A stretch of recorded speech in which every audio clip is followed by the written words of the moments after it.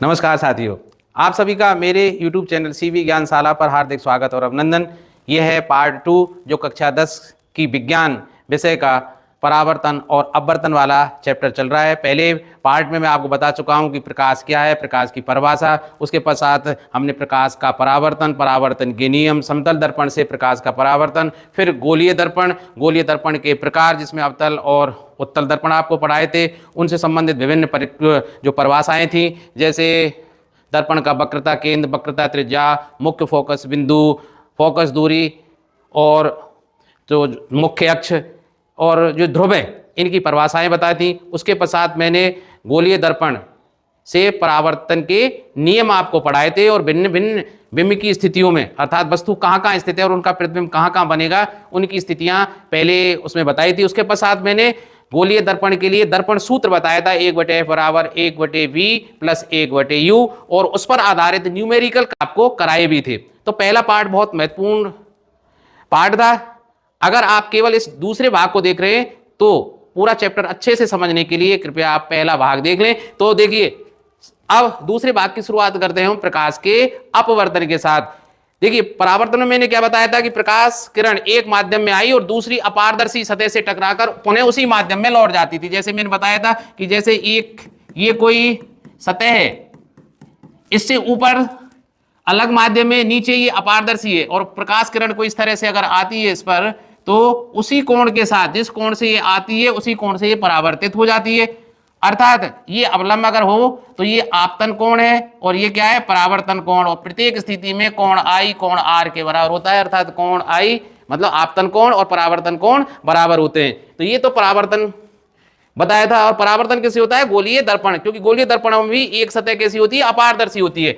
ये प्रकाश किरण इधर नहीं जा सकती क्योंकि ये पॉलिश्ड सतह है। जैसे आपने घरों में प्रयुक्त जो दर्पण है, समतल दर्पणों में देखा होगा कि दूसरी सतह पर सिल्वर नाइट्रेट की जो परत होती है, जिसके कारण प्रकाश दूसरी ओर गति नहीं कर सकता। अब प्रकाश का अपवर्तन इससे थोड़ा सा भिन्न है। इसमें दो माध्यम होंगे। मैं परिभाषा बताऊं उससे पहले ये दो शब्द आएंगे, विरल माध्यम और सघन माध्यम या अलग अलग माध्यम। तो देखिए, माध्यम इस चैप्टर में जो आप पढ़ रहे हैं, पहले वो समझ लीजिए कि माध्यम यहां दो हैं भाई, एक तो विरल माध्यम और एक सघन माध्यम। अब विरल माध्यम से मतलब क्या है, रेयर मीडियम, अर्थात ऐसा माध्यम जिसमें जो माध्यम के कण हैं दूर दूर हों, जैसे हवा या निर्वात। हवा में जो हवा के जो कण हैं या परमाणु हैं वो बहुत दूर दूर होते हैं, और इनमें मतलब प्रकाश का वेग सर्वाधिक होता है। सीधी सी बात है कि हवा और निर्वात को हम विरल माध्यम मान के चलते हैं। इसी तरह सघन माध्यम क्या होगा, ऐसा माध्यम जिसमें माध्यम के कण समीप होते हैं, समीप नजदीक होते हैं, अर्थात जो परमाणुवीय आणविक जो संरचना होती है वो सघन होती है। जैसे पानी है, हवा की तुलना में पानी में हाइड्रोजन और ऑक्सीजन के परमाणु और अणु एक दूसरे के समीप होंगे। इसी तरह कांच है भाई, ग्लिसरीन है, तो ये सघन माध्यम माने जाएंगे। मैं इस चैप्टर के हिसाब से बात कर रहा हूं। तो जब भी बात कर चले विरल माध्यम, तो आप सीधे मान के चलना कि वो हवा या निर्वात की बात हो रही है, और जब भी सघन माध्यम की बात करें तो पानी, कांच या ग्लिसरीन आदि की बात हो रही है। सीधी सी बात है, इसमें प्रकाश का वेग अधिक होता है। प्रकाश का वेग, सीधी सी बात है, देखिए जहां अणु दूर दूर होंगे, प्रकाश जब उनसे टक्कर करेगा तो ऊर्जा समाप्त कम होगी, तो प्रकाश का वेग क्या होगा, अधिक होगा, और यहां प्रकाश का वेग कम होगा, प्रकाश का वेग कम होगा। ठीक है, तो ये दो बातें आपको समझ में आ गई होंगी। अब मैं सीधे सीधे आता हूं प्रकाश के अपवर्तन की परिभाषा में। देखिए, अगर कोई प्रकाश किरण एक माध्यम से चलकर दूसरे माध्यम में जब प्रवेश करती है तो दोनों माध्यमों को पृथक करने वाली सतह पर अपने मार्ग से विचलित हो जाती है, और प्रकाश की यह घटना ही प्रकाश का अपवर्तन कहलाती है। तो देखिए, यहां समझने का प्रयास कीजिए, प्रकाश के परावर्तन में ये प्रकाश किरण इस तरह से आई और टकरा के वापस उसी माध्यम में लौटी, उसी कोण से।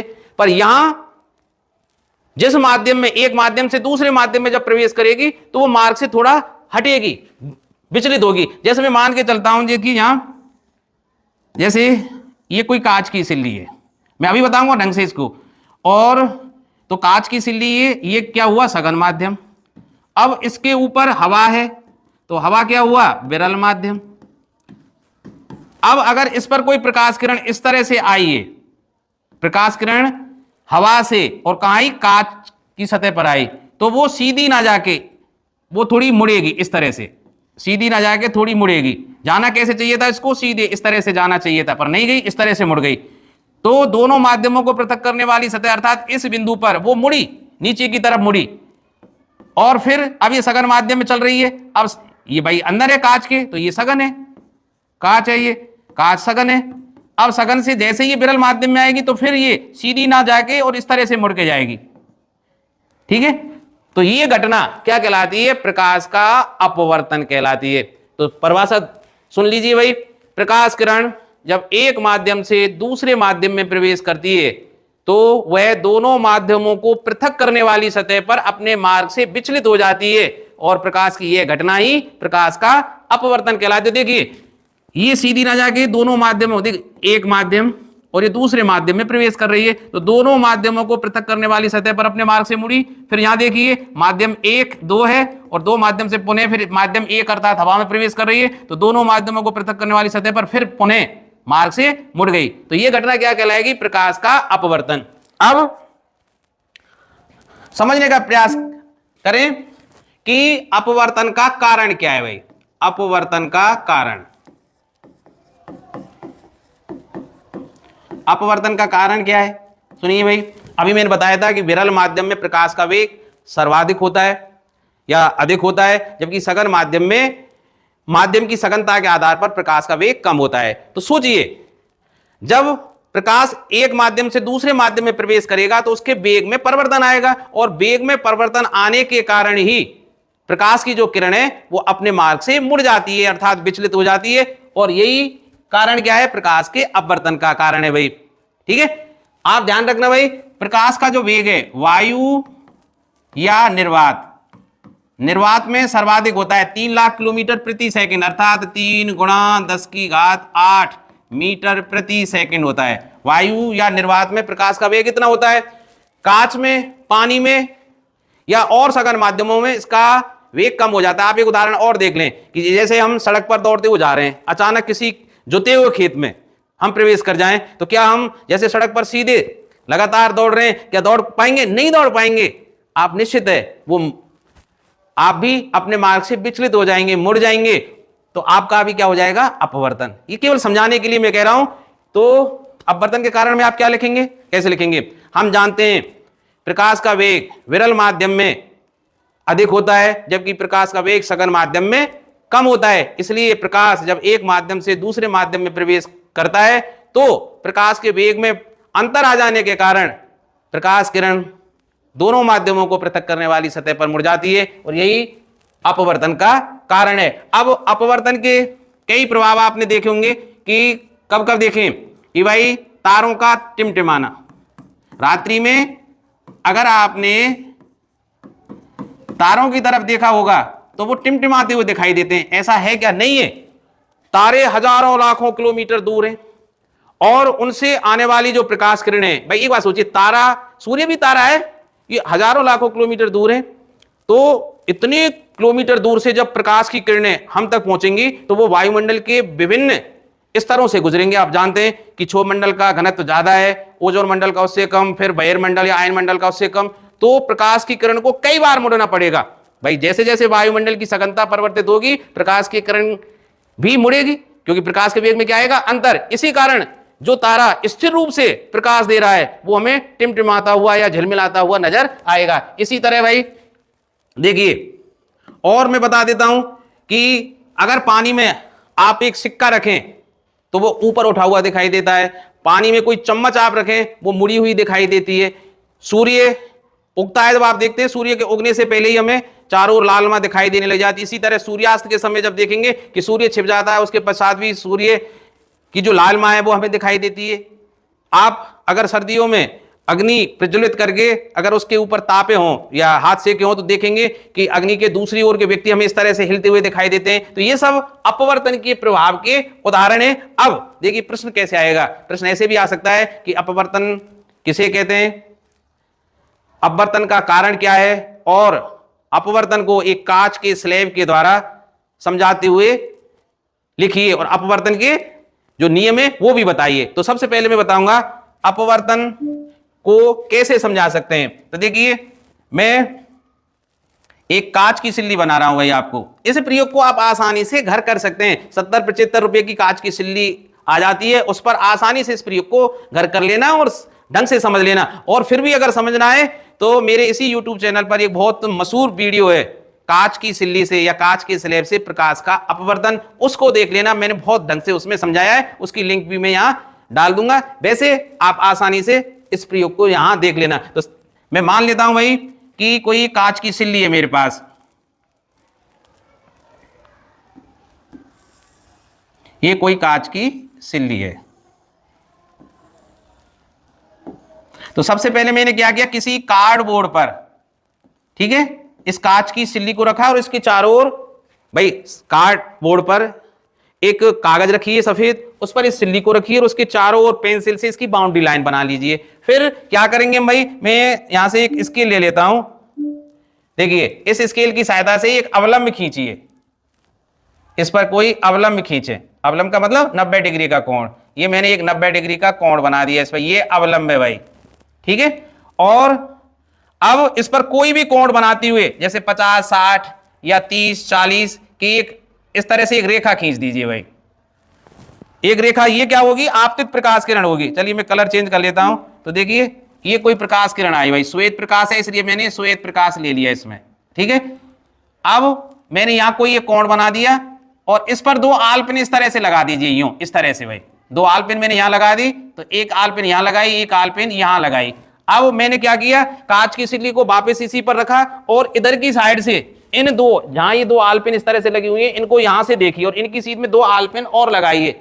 और फिर इस तरह से जो दो आलपिन के निशान होंगे इस तरह से भाई, आलपिन मैंने यहां से देखा इस तरह से, ये दो आलपिन है वो यहां दिखाई देंगे और इनकी सीध में इस तरह से दो आलपिन लगाइए कि इन दो आलपिनों को लगाने पर एक आंख को बंद कीजिए, ये दो आलपिन नहीं दिखाई दें, केवल ये दो आलपिन दिखाई दें, अर्थात ये चारों आलपिन एक सीध में दिखाई दें। तो फिर इन दोनों जो बिंदु आपने मिलाए उनको मिला दीजिए भाई इस तरह से। इन दोनों बिंदुओं को मिलाते हुए एक रेखा खींच दीजिए इस तरह से भाई। फिर मैंने आलपिनों को हटा लिया और आलपिनों को हटाने पर फिर इस तरह से आप मिला दीजिए भाई। अरे सब ढंग से, ये तो मैंने अंदाज से लगाया भाई। अरे इसको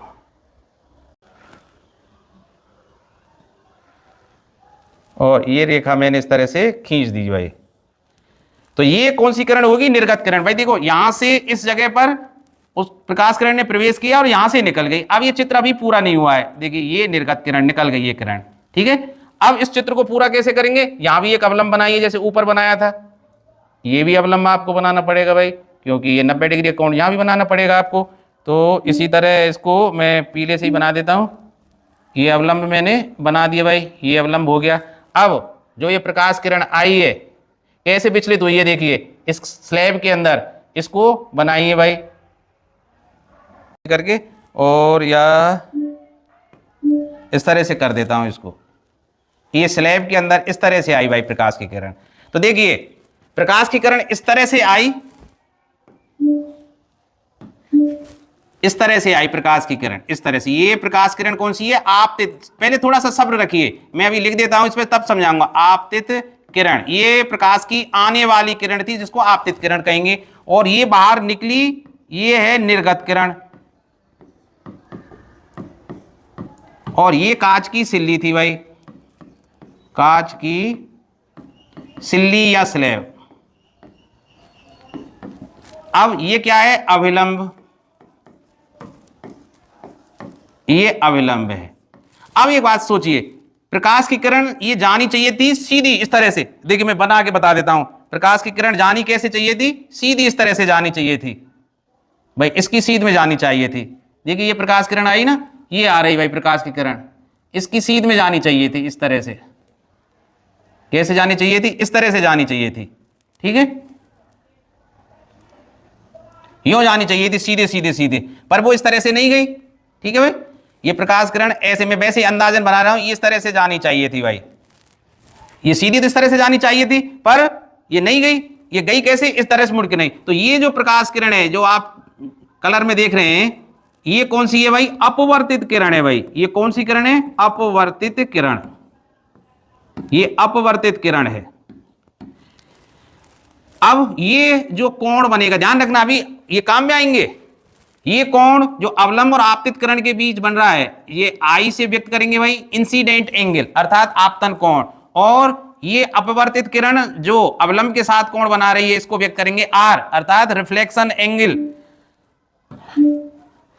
इसको देखिए ये क्या है हमारा आपतन कोण, आपतन कोण, ये कलर सही ना लग रहा है इसको हटाते थे भाई, और ये जो आर है ये क्या है अपवर्तन कोण।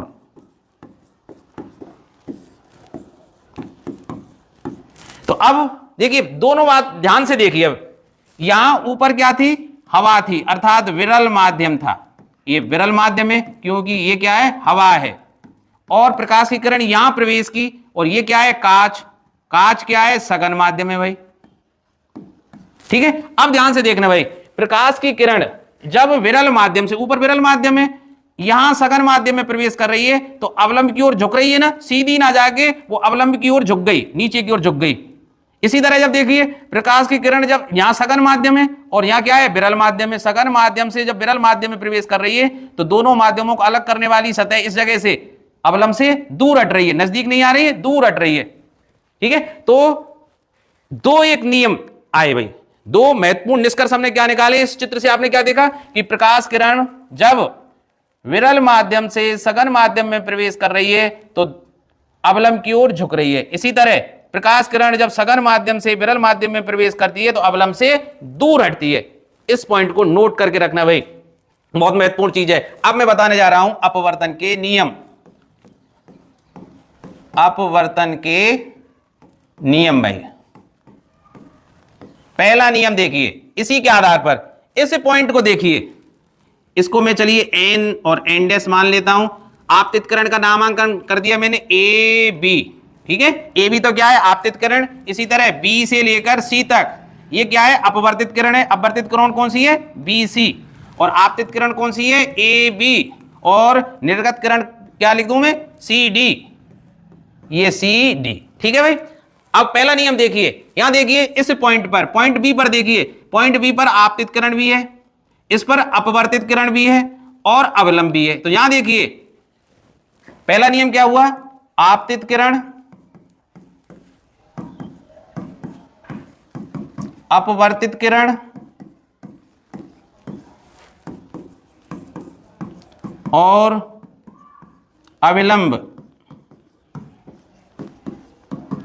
तीनों एक ही तल में होते हैं, तीनों एक ही तल में होते हैं, ठीक है भाई। पहला नियम तो, और यही सेम नियम पहला क्या था परावर्तन का नियम था। अब देखिए मैंने यहां ये प्रयोग किया है भाई, मैं इसको बता देता हूं। पहले आपतन कोण को आप रखिए 30, ठीक है, और अपवर्तन कोण को नापिए, ठीक है, अपवर्तन कोण इसमें नाप लेंगे प्रयोग के द्वारा। फिर आपतन कोण को बढ़ाइए, अब मैं कर देता हूं 40, और फिर आर का मान निकालिए, अपवर्तन कोण का मान, फिर आई का मान मैं जैसे 50 कर देता हूं और आर का मान निकालूं।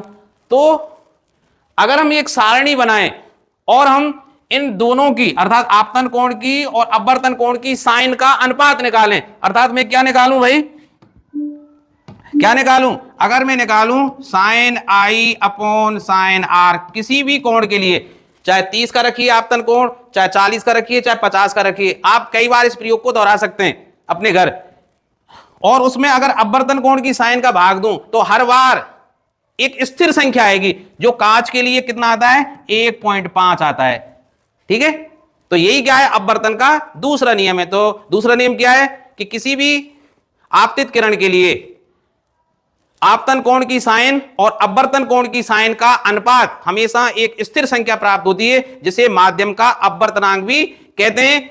और इसको कैसे व्यक्त करते हैं, दूसरा अपवर्तन का नियम भाई, दूसरे को व्यक्त करते हैं कि sine i upon sine r बराबर क्या होता है नियतांक, एक नियतांक होता है, और जिसे क्या बोलते हैं माध्यम का अपवर्तनांक। और इसको सामान्यतः देखिए तुम्हारी किताब में एन से व्यक्त किया है और बहुत सी किताबों में म्यू, u की टांग को खींच दीजिए, म्यू से व्यक्त करते हैं। तो आप इस नियतांक को n से व्यक्त करिए या म्यू से व्यक्त करिए, एक ही बात है। तुम्हारी किताब में कैसे व्यक्त किया है, नियतांक की जगह मैं क्या लिख देता हूं, n, इस साइड को इधर और इस साइड को इधर लिख देता हूं। तो n बराबर साइन i बटे साइन r। ठीक है भाई, अर्थात किसी भी आपतन कोण के लिए उसकी साइन निकालें और उसी आपतन कोण के लिए अपवर्तन कोण की साइन निकालें और दोनों में भाग दें, तो वो एक निश्चित संख्या प्राप्त होता है। अगर मैंने कांच की सिल्ली से इसको प्रयोग किया है तो वो 1.5 आएगा, क्योंकि 1.5 क्या है, कांच का अपवर्तनांक है। ठीक है, तो n को क्या कहेंगे, माध्यम का अपवर्तनांक। ठीक है, और इसे स्नेल का, इसी जो ये नियम है ना, ये समीकरण 2, इसे स्नेल का अपवर्तन नियम भी कहते हैं। इसे स्नेल का अपवर्तन नियम भी कहते हैं। ध्यान रखना, कई बार ऑब्जेक्टिव में या रिक्त स्थानों में पूछ लेता है कि स्नेल का अपवर्तन नियम क्या है, तो आप क्या लिखेंगे, स्नेल के अपवर्तन के नियम अगर ये आ जाता है n बराबर sine i upon sine r। ये भी पूछ सकता है कि साइन i और साइन r का जो अनुपात है वो क्या कहलाता है, माध्यम का अपवर्तनांक कहलाता है। और यही क्या है, स्नेल का अपवर्तन का नियम है। अब देखिए भाई, मैंने अभी बताया था, इसको हम ऐसे भी निकाल सकते हैं, माध्यम का जो अपवर्तनांक है। ठीक है, माध्यम के अपवर्तनांक की परिभाषा क्या दी जाती है, देखिए एक जो न्यूमेरिकल करने वाली बात है वो ये है, माध्यम का अपवर्तनांक। माध्यम का अपवर्तनांक कैसे दिया जाता है, बहुत पूछता है इसको, प्रकाश का निर्वात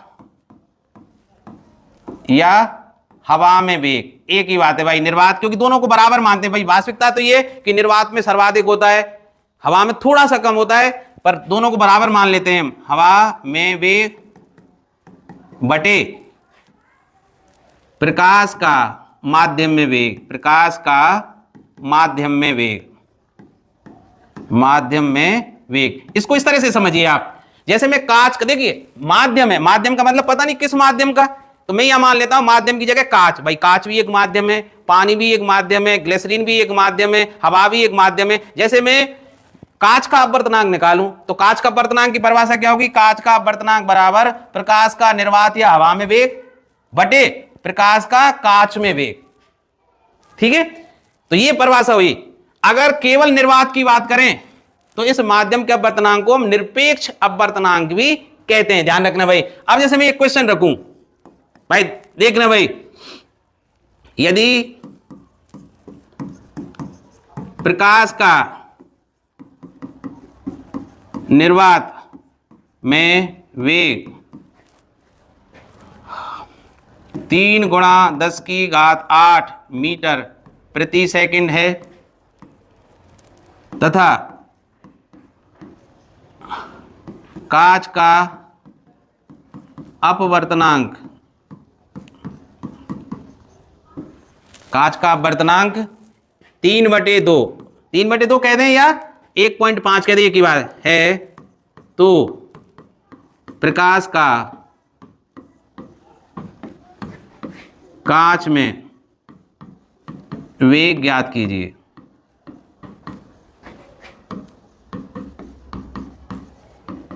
तो देखिए अभी मैंने बताया था किसी भी माध्यम का अपवर्तनांक कैसे लिखेंगे भाई, तो देखिए कांच का अपवर्तनांक सूत्र लिखेंगे यहाँ, कांच का अपवर्तनांक, कांच का अपवर्तनांक कैसे निकालेंगे भाई हम, प्रकाश का निर्वात में वेग जो कितना दिया गया है 3 × 10⁸ बटे प्रकाश का माध्यम में वेग अर्थात प्रकाश का कांच में वेग, प्रकाश का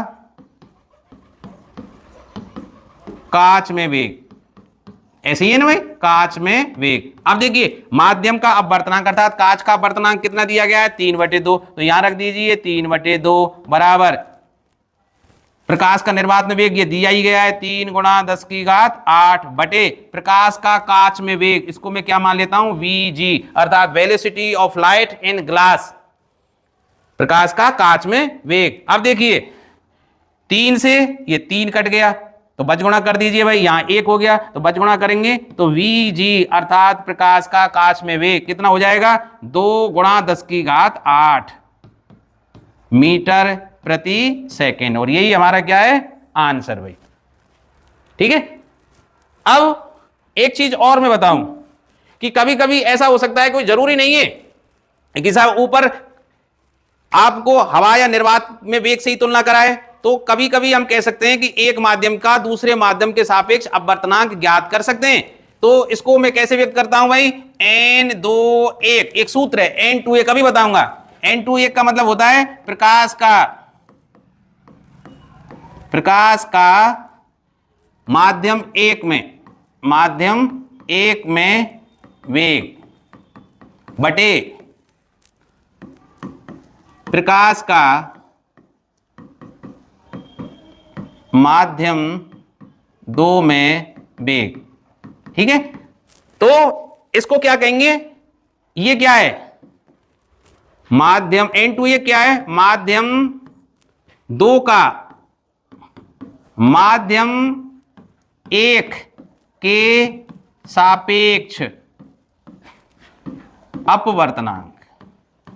ठीक है, n21 क्या है, माध्यम 2 का माध्यम 1 के सापेक्ष अपवर्तनांक। वो कैसे निकालेंगे, जिसके सापेक्ष निकाल रहे हैं उसका वेग ऊपर आएगा और जिसका अपवर्तनांक ज्ञात कर रहे हैं उसका वेग नीचे आएगा, अर्थात उसमें प्रकाश का वेग कहां आएगा, नीचे। अब आप कहेंगे सर हवा के सापेक्ष तो आपने लिखा ही नहीं, वहां केवल क्या लिख दिया था मैंने, अपवर्तनांक। देखिए यहां मैंने क्या लिख दिया था कि माध्यम का अपवर्तनांक कैसे लिख दिया था, प्रकाश का निर्वात में वेग बटे प्रकाश का माध्यम में वेग। यहां मान के चलते हैं कि प्रकाश का वेग निर्वात में सर्वाधिक है, इसलिए ये लिखना बेकार है कि माध्यम का, किसी भी माध्यम का हवा के सापेक्ष या निर्वात के सापेक्ष अपवर्तनांक, क्योंकि ऊपर ये लिखा हुआ है, तो इसको लिखने की जरूरत नहीं है। जब हवा या निर्वात की अपेक्षा अलग हो, जैसे ये आ जाए कि साहब कांच का पानी के सापेक्ष अपवर्तनांक ज्ञात कीजिए, तो कैसे लिखेंगे, प्रकाश का पानी में वेग बटे प्रकाश का कांच में वेग। ठीक है, जिसके सापेक्ष, जैसे मैंने क्या बोला था कि एन जी और डब्ल्यू, क्या लिखा था मैंने, चलो इधर लिख देता हूं, एन जी डब्ल्यू। तो ये क्या होगा, कांच का पानी के सापेक्ष वेग। तो कैसे लिखेंगे, प्रकाश का पानी में वेग V W, velocity of light in water, और नीचे लिखेंगे velocity of light in glass. ठीक है, एनजीडब्ल्यू का मतलब क्या है, प्रकाश का पानी के सापेक्ष, या सॉरी प्रकाश का नहीं, कैसे बोलेंगे इसको, कि कांच का पानी के सापेक्ष अपवर्तनांक किसके बराबर होगा, प्रकाश का पानी में वेग बटे प्रकाश का कांच में वेग। आशा है आपको ये समझ में आ गया होगा। अब हम चलते हैं अगले टॉपिक पर, और वो टॉपिक है भाई लेंस।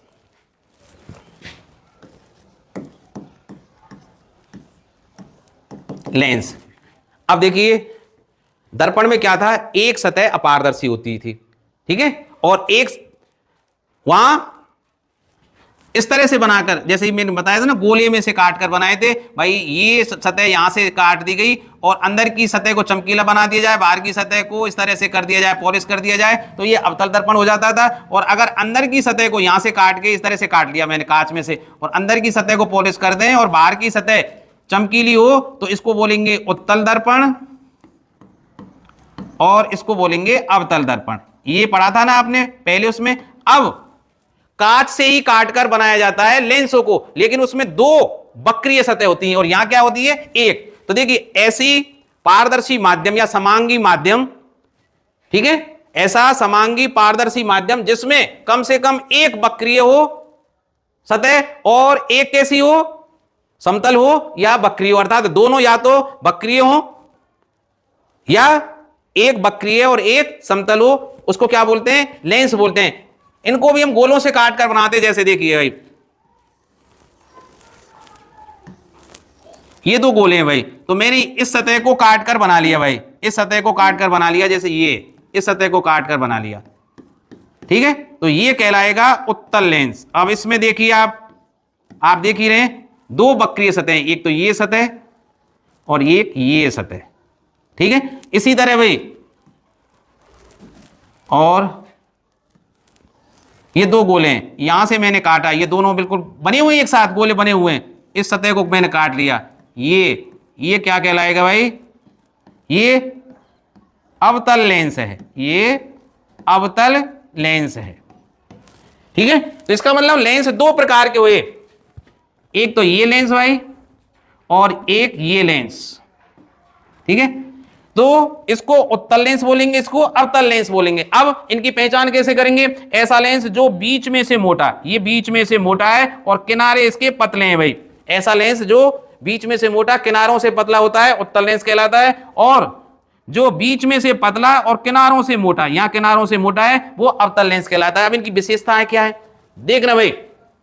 मैं दूसरी इस पर पहुंचता हूं कि जैसे ये कोई उत्तल लेंस है, ये तो समझ में आ गई ना भाई, ये कोई उत्तल लेंस है, इस पर प्रकाश की किरणें अगर आए, इस तरह से प्रकाश की किरणें आए बहुत ढेर सारी, ये प्रकाश किरणें इस पर आपतित हो तो ये प्रकाश किरणों को एक स्थान पर इकट्ठी कर देता है, इस तरह से एक स्थान पर इकट्ठी कर देता है, ठीक है।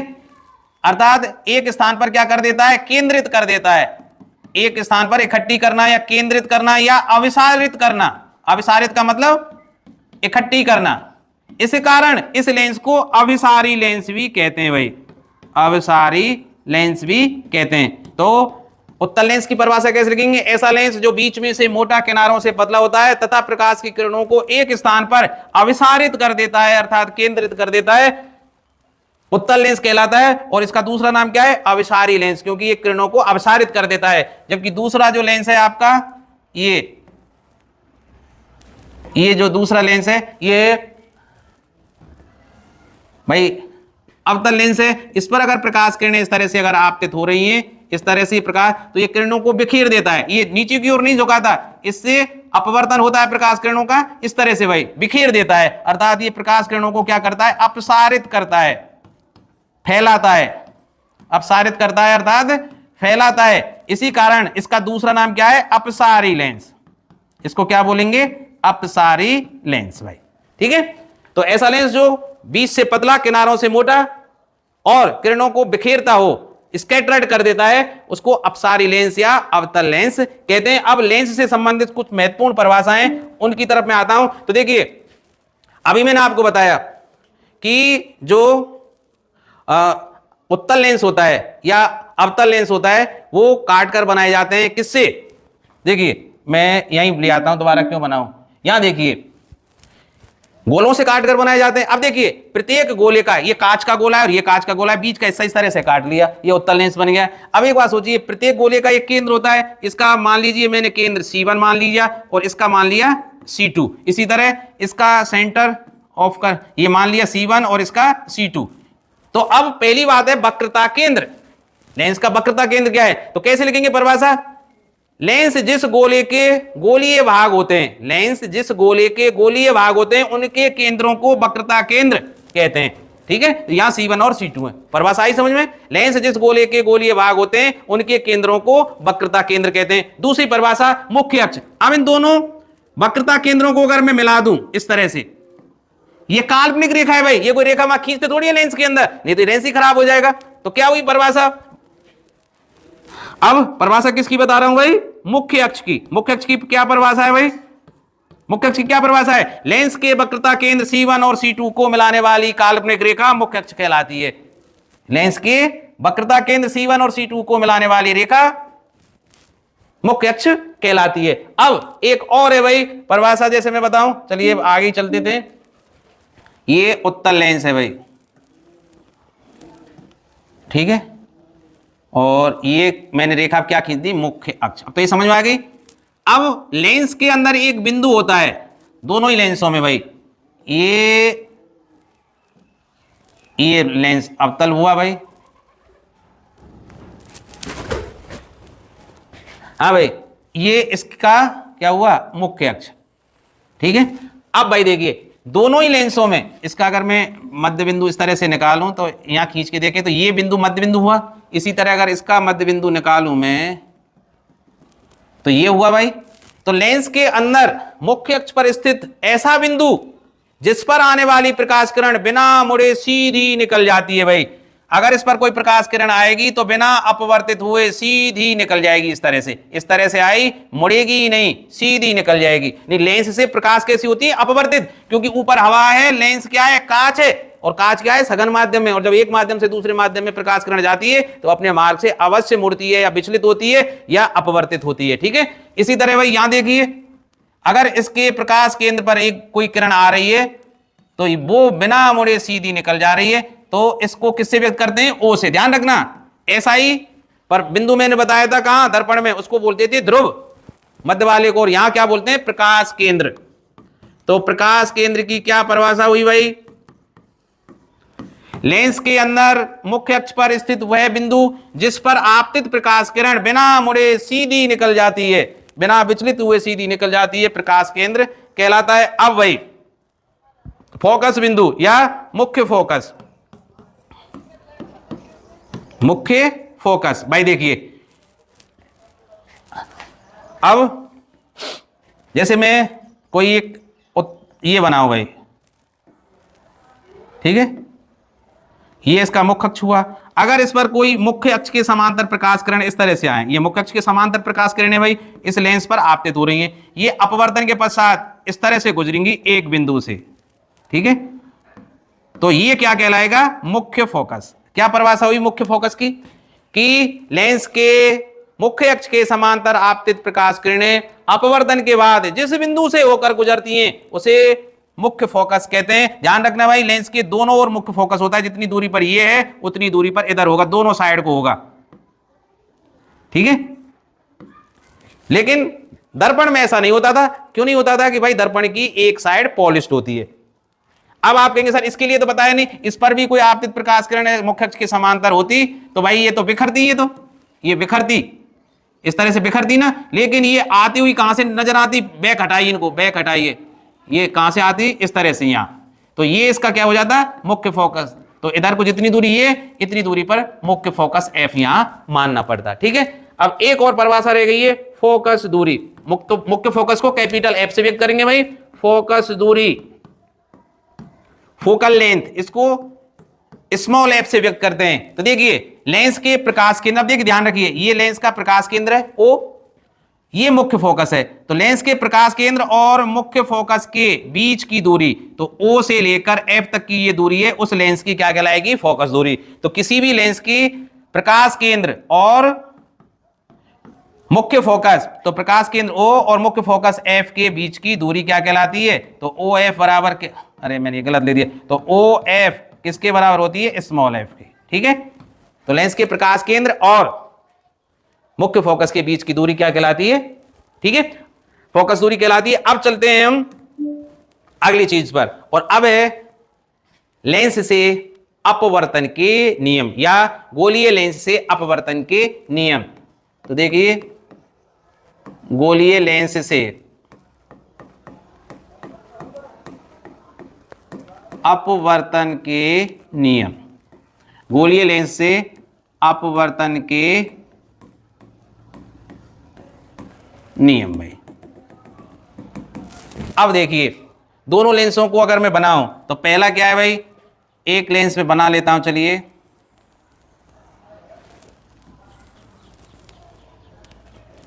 अब ये dot dot dot dot dot dot dot ये आ गई भाई, और ये इसका क्या आ गया? मुख्य अक्ष, ठीक है भाई, ये मुख्य अक्ष है, पूरी लाइन, ये इसका प्रकाश केंद्र। अब ध्यान रखना भाई, जिस तरह से गोलीय दर्पण के मैंने 4 नियम बताए थे, यहां 3 नियम बताऊंगा, और उसके पश्चात में क्या बताने जाऊंगा भाई कि उत्तल लेंस और अवतल लेंस से प्रतिबिंब का बनना। तो जैसे मैंने कल वाले वीडियो में क्या बताया था कि पहले बताया था गोलीय दर्पण से परावर्तन के नियम बताए थे, उनमें से किन्हीं 2 का प्रयोग करके हमने उत्तल और अवतल दर्पण के द्वारा प्रतिबिंबों का निर्माण करना बताया था विभिन्न स्थितियों में। भी सेम कंडीशन यहां है, तो यहां मैं 3 नियम बता रहा हूं, उनमें से किन्हीं 2 का पालन करके आप किसी भी लेंस से, चाहे वो उत्तल हो चाहे अवतल हो, प्रतिबिंब की रचना कर सकते हैं। तो पहला नियम क्या है कि जो प्रकाश किरण, कोई भी प्रकाश किरण हो जो मुख्य अक्ष के समांतर आएगी, वो दर्पण और दोनों में बराबर है भाई। यही नियम दर्पण में है और यही लेंस में है। तो मुख्य अक्ष के समांतर आपतित प्रकाश किरण लेंस से अपवर्तन के बाद देखिए सीधी नहीं जा रही है, ये मुड़ रही है, और मुड़ना ही क्या कहलाता है? अपवर्तन। लेंस से अपवर्तन के बाद, अरे ये क्या है, लेंस से अपवर्तन के बाद मुख्य फोकस से होकर गुजरेगी। ध्यान रखना भाई, जहां भी मुख्य फोकस है वहां से होकर गुजरेगी। जो किरण कहां से आएगी भाई? मुख्य अक्ष के समांतर आएगी, प्रकाश किरण वो लेंस से अपवर्तन के बाद कहां होकर गुजरेगी भाई, मुख्य फोकस से होकर गुजरती है। पहला नियम। आप कहेंगे सर उसके लिए तो बनाए नहीं, बना लीजिए, इसमें क्या है। वो ये भाई, ये और ये मुख्य अक्ष। अब कोई मुख्य अक्ष के समांतर कोई प्रकाश किरण आई, ये इस तरह से स्कैटर करेगा और इसको वापस धीरे धीरे बढ़ाइए, डॉट डॉट डॉट डॉट करके, नहीं ये कहां से गुजरती हुई प्रतीत होगी, यहां से, ठीक है, एफ से होकर गुजरती हुई प्रतीत होगी। तो परिभाषा क्या हुई, या पहला नियम क्या हुआ कि लेंस के मुख्य अक्ष के समांतर आपतित प्रकाश किरण लेंस से अपवर्तन के बाद जिस बिंदु से होकर गुजरती हैं और या गुजरती हुई प्रतीत होती हैं उसे मुख्य फोकस कहते हैं। ये तो परिभाषा हुई।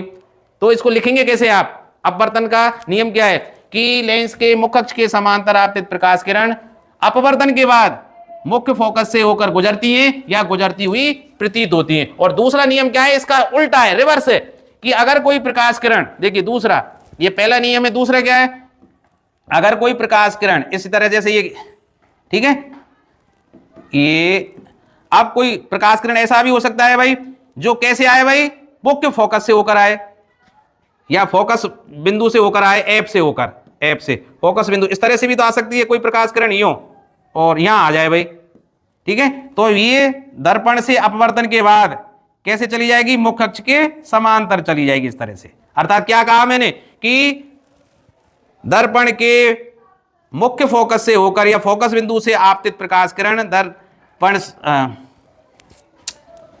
लेंस के फोकस बिंदु से होकर आने वाली प्रकाश किरण लेंस से अपवर्तन के पश्चात मुख्य अक्ष के समांतर निकल जाती है। कैसे निकल जाएगी, मुख्य अक्ष के समांतर निकल जाएगी भाई। तो ये पहले का क्या है, उल्टा। इस पहले में क्या था, मुख्य अक्ष के समांतर आने वाली प्रकाश किरण लेंस से अपवर्तन के पश्चात एफ से होकर गुजरती है, और यहां क्या है, एफ से होकर आने वाली प्रकाश किरण अपवर्तन के बाद मुख्य अक्ष के समांतर निकल जाती है।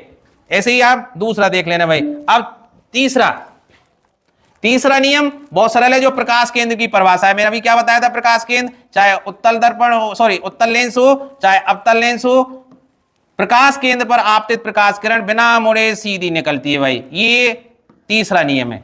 अर्थात जो प्रकाश किरण लेंस के प्रकाश केंद्र से होकर आएगी वो बिना मुड़े सीधी निकल जाएगी, अर्थात अपवर्तित होगी ही नहीं। तो ये तीन नियम है। पहला नियम क्या था, लेंस के मुख्य अक्ष के समांतर आने वाली प्रकाश किरण लेंस से अपवर्तन के पश्चात एफ से होकर गुजरेंगी, और दूसरा नियम क्या था कि जो प्रकाश किरण लेंस पर एफ से होकर आपतित होगी अर्थात मुख्य फोकस से या फोकस बिंदु से होकर आपतित होगी, वो अपवर्तन के पश्चात मुख्य अक्ष के समांतर निकल जाएगी। और तीसरी क्या है, लेंस के प्रकाश केंद्र पर आपतित प्रकाश किरण लेंस से अपवर्तित हुए बिना सीधी निकल जाती है। ये नियम है। अब मैं पहले बताऊंगा उत्तल लेंस से विभिन्न स्थितियों में प्रतिबिंब की रचना, जिनमें से कोई दो स्थिति आपको अवश्य परीक्षा में आएंगी भाई।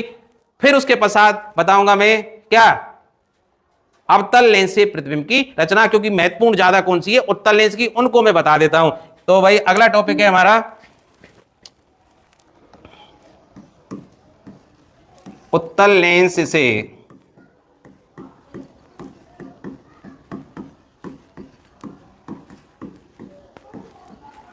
प्रतिबिंब की रचना। और इसमें पहली कंडीशन क्या है, जब बिंब या वस्तु, कुछ भी कहें भाई एक ही बात है, जब वस्तु कहें या बिंब कहें, बिंब बोलिए कुछ भी बोलिए, कहां हो, अनंत पर हो, अनंत पर स्थित हो, तो उसका तो मैंने अभी बताया था कि भाई कोई वस्तु मान लीजिए अनंत पर है, ठीक है, तो अनंत पर जैसे तारे, सूर्य, चंद्रमा, ये सब अनंत पर है। तो जो पिंड अनंत पर होगा उससे आने वाली प्रकाश किरणें लेंस पर कैसी आपतित होंगी, समांतर आपतित होंगी, मुख्य अक्ष के समांतर आपतित होंगी। तो सीधी सी बात है, वो अपवर्तन के बाद कहां से होकर गुजरेंगी, मुख्य फोकस से होकर, एफ से होकर गुजरेंगी। तो देखिए मैं चित्र बना देता हूं भाई, ये हमारा हुआ उत्तल लेंस भाई, टेढ़ा बन जाता है भाई, सीधे वैसे बना रहा हूं। ये इसका क्या हुआ, मुख्य अक्ष भाई, और अनंत पर वस्तु है, तो अनंत से आने वाली वस्तु की तो आंख भाई अनंत पर है, कितनी बड़ी है पता नहीं, सूर्य चंद्रमा इतने बड़े हैं, बहुत बड़े हैं, जिनकी आकृति को हम यहां नहीं बना सकते, उनकी लंबाई को कैसे बनाएंगे, तो उनसे आने वाली जो प्रकाश किरणें वो मुख्य अक्ष के समांतर इस तरह से आएंगी भाई। अनंत से आने वाली प्रकाश किरणें कैसे आएंगी, मुख्य अक्ष के समांतर आएंगी, सीधी आप स्केल से खींचना सीधे। तो ये अपवर्तन के बाद ये मुड़ेंगी इस तरह से नीचे की ओर, तो जहां से होकर गुजरेंगी भाई, अरे कहां होकर गुजरेंगी, एफ से होकर गुजरेंगी। दोनों दोनों किरणें जहां मिल जाएं, यहां मिली भाई, यहां मिली, ये इस तरह से आई और ये इस तरह से जा रही है भाई, ये गई और ये गई।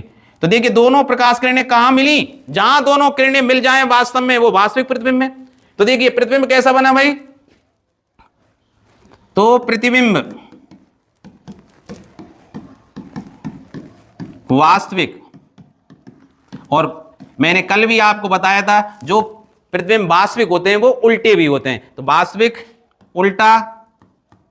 अब इसकी साइज क्या देखिए, अनंत पर जो वस्तु स्थित है और उससे प्रकाश किरणें हम तक पहुंच रही हैं, इसका मतलब वो बहुत बड़ी है। और अगर बहुत बड़ी है तो उसका प्रतिबिंब तो बिल्कुल डॉट जैसा बन रहा है, बहुत छोटा, अति सूक्ष्म डॉट, पॉइंट साइज का बनता है। अति सूक्ष्म, अति सूक्ष्म का मतलब पॉइंट साइज, पॉइंट साइज, बिल्कुल बिंदु जैसा, बिंदुवत बनता है। कहां बनता है, अति सूक्ष्म मुख्य फोकस पर या फोकस बिंदु पर बनता है, फोकस पर बनता है। ठीक है भाई, तो ये बहुत सरल है, ये नहीं पूछेगा सामान्यतः। अब चलते हैं कंडीशन 2। यदि वस्तु या बिंब कहां हो भाई, अनंत तथा 2f के मध्य, अर्थात फोकस दूरी के, सॉरी जो फोकस दूरी का होता है उसके दुगना। भाई फोकस दूरी भी तो f और o के बीच की दूरी है, अर्थात f का दुगना 2f के मध्य स्थित हो। तो देखिए इसको बनाने की मैं एक ट्रिक बता देता हूं जो बहुत आसान है। सबसे बड़ी बात क्या है कि सबसे पहले आप बनाइए एक उत्तल लेंस, अच्छा सा बन जो लग जाए, फिर इसको डॉट डॉट करते हुए ये बना दिया मैंने। अब चलिए मैंने एक वो ले लिया। अब देखिए ध्यान रखिए, इसमें एक ऐसी रेखा खींचिए बराबर बराबर बिल्कुल। तो मैं कलर चेंज कर देता हूं इस तरह से भाई। अब मैंने ये इसका बना दिया मुख्य, ये क्या बना दिया, इसका बना दिया मुख्य अक्ष। ठीक है भाई, अब इस पर बराबर बराबर दूरी पर क्या लेंगे भाई हम, f और 2f। तो आप ऐसा करना, स्केल से लाइन खींच के 2-2 सेंटीमीटर की दूरी पर, जैसे यहां मैंने रख लिया कितना, 4 वाला रख दिया। तो देखिए ये 2 वाला हो जाएगा इधर, या इधर 4 इधर को रख लिया, तो इधर को 6, तो 6 पर क्या रख लिया मैंने, f। ठीक है, और जितनी दूरी ये o और f के बीच में उतनी दूरी और लीजिए, तो ये क्या दूरी हो जाएगी भाई, 2f। ये हो गई 2f। उतनी दूरी पर तो देखिए यहाँ 6 और 8 पर मैंने क्या लिख दिया, f और 2f। तो ये 4 है यहां, तो यहां 2 पर लिखिए f, 2 पर क्या लिखना है, f। तो ये f हो गया भाई, यहां f हो गया, और ये जितनी दूरी पर और 0 पर क्या होगा, 2f। ठीक है, अब वस्तु कहां है, 2f और अनंत के बीच। तो मैं क्या ले लेता हूं, यहां ले लेता हूं वस्तु को, किसी वस्तु को यहां ले लेता हूं, इस जगह मान लीजिए। ठीक है, एक वस्तु ले लेता हूं और इसको अलग कलर से मान लीजिए कोई ये वस्तु है, चलिए ये कोई वस्तु है ए बी। ठीक है, ये वस्तु मैंने ए और बी ले ली। अब इससे प्रतिबिंब कैसे बनेगा भाई, कैसे बनाएंगे, एक प्रकाश किरण को तो जैसे दर्पण में समझाया था, एक प्रकाश किरण को तो मुख्य अक्ष के समांतर भेजिए। एक किरण को मुख्य अक्ष के समांतर भेज दिया मैंने, लीजिए भाई, एक किरण को मुख्य अक्ष के समांतर भेज दीजिए, सीधे मिला दीजिए इसे। ठीक है भाई, इससे मिला दीजिए। अरे भाई एक किरण तो मुख्य अक्ष के समांतर गई भाई। अब आपको पता है मुख्य अक्ष के समांतर आने वाली प्रकाश किरण कहां से होकर जाएगी, अपना दिमाग नहीं लगाना है, एफ से होकर जाएगी। कहां से होकर जाएगी, एफ से होकर जाएगी भाई। तो ये एफ से होकर निकाल दीजिए भाई, इसको आप जल्दी बना सकते हैं भाई स्केल की सहायता से। देखिए ये तो एफ से होकर निकल गई भाई, ये प्रकाश किरण मैंने कहां होकर निकाल दी, एफ से होकर। और दूसरा नियम फिक्स रखिए आप, एक प्रकाश किरण को कहां लेकर आओ, प्रकाश केंद्र पर, और प्रकाश केंद्र पर आने वाली प्रकाश किरण सीधी जाएगी, मोड़ना ही नहीं है आपको। तो प्रकाश केंद्र पर रखिए भाई, इस तरह से रखिए भाई, इसको मिलाते हुए और प्रकाश केंद्र से मिला दीजिए भाई। आपको कुछ नहीं करना है, ऑटोमेटिक सही चित्र बन जाएगा, जहां मिल जाए वो ही सही है भाई। तो देखिए, अरे भाई आ जा,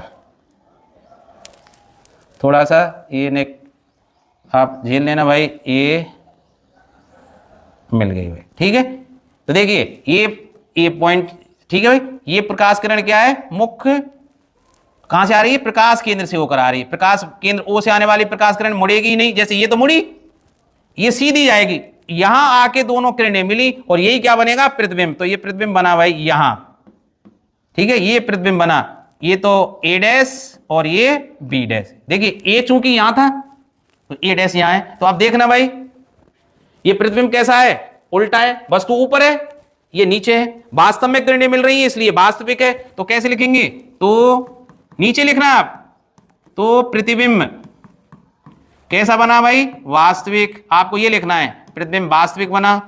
और कैसा बना, उल्टा। उल्टा क्यों है, वस्तु मुख्य अक्ष के ऊपर है, प्रतिबिंब मुख्य अक्ष के नीचे है, उल्टा बना। वस्तु से छोटा है भाई, आप देखिए वस्तु का आकार इतना है, प्रतिबिंब का आकार छोटा है। आप जब स्केल से नाप कर बनाएंगे वो सही बनेगा भाई, वस्तु से छोटा, वस्तु से छोटा बनता है। और कहां बन रहा है, तथा कहां बन रहा है भाई, F और 2F के बीच बन रहा है, F और 2F के मध्य बन रहा है, तथा F व 2F के मध्य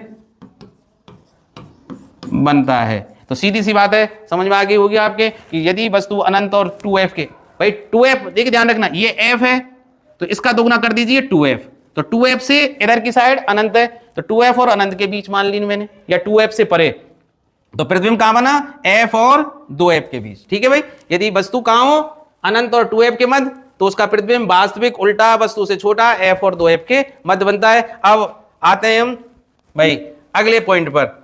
अगला पॉइंट क्या है भाई, यदि वस्तु,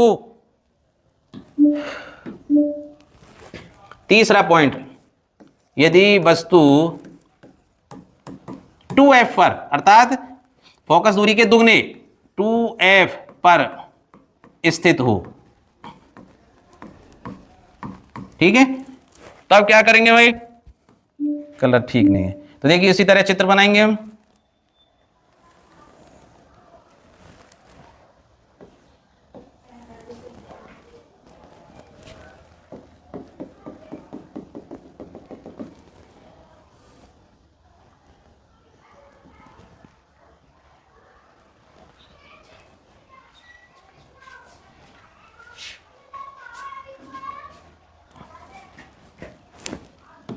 उसी तरह 2-2 सेंटीमीटर की दूरी पर हमें ये मुख्य अक्ष खींच के F और 2F बना लेना है भाई। ये O हो गया, ये क्या हो गया इसका F, बराबर दूरी पर बनाना भाई, F और ये 2F। ये तो मैंने अंदाज से लिख, ठीक है, ये F और ये 2F मैंने अंदाज से बना लिए भाई, F और 2F। आप क्या करना, यहां स्केल को इस तरह से रखना कि 4 तो यहां जाएं, तो देखिए 6 पर F और 2-2 सेंटीमीटर करना है, 8 पर 2F, इसी तरह 4 है यहां तो 2 पर F और 0 पर क्या आ जाएगा 2F। ठीक है, दोनों साइड को F इस तरह से लिख देना है। अब वस्तु कहां है, 2F पर, तो वस्तु मुझे 2F पर बनानी है भाई। चलिए मैं वस्तु को वही कलर ले लेता हूं, वस्तु को यहां 2F पर ले लेता हूं, इस तरह से वस्तु कोई A और ये B है, ये वस्तु है AB, ठीक है भाई, ये वस्तु हो गई AB। अब इससे प्रतिबिंब कैसे बनाएंगे कि एक प्रकाश किरण तो जाएगी वही मुख्य अक्ष के समांतर, ये चली गई भाई मुख्य अक्ष के समांतर, और आप जानते हैं मुख्य अक्ष के समांतर जाने वाली प्रकाश किरण कहां से होकर गुजरेगी, F से होकर गुजरेगी। आपको कुछ नहीं दिमाग लगाना है, बस F से होकर गुजार दीजिए, ठीक है। तो ये इस तरह से गुजर गई भाई F से होकर, ठीक है भाई, ये F से होकर चली गई। और एक प्रकाश किरण को कहां से होकर ले आइए, प्रकाश केंद्र से, तो प्रकाश केंद्र से होकर ले आइए,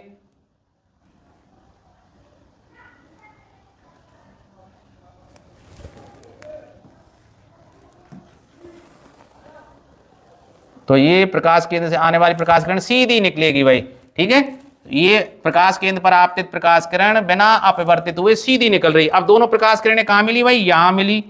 अब इस देखिए किसकी सीध में, 2F की सीध में, तो ये यहां मिली ना भाई, तो ये प्रतिबिंब बना A डैश और ये B डैश, ठीक है। तो प्रतिबिंब कैसा हुआ हमारा, तो प्रतिबिंब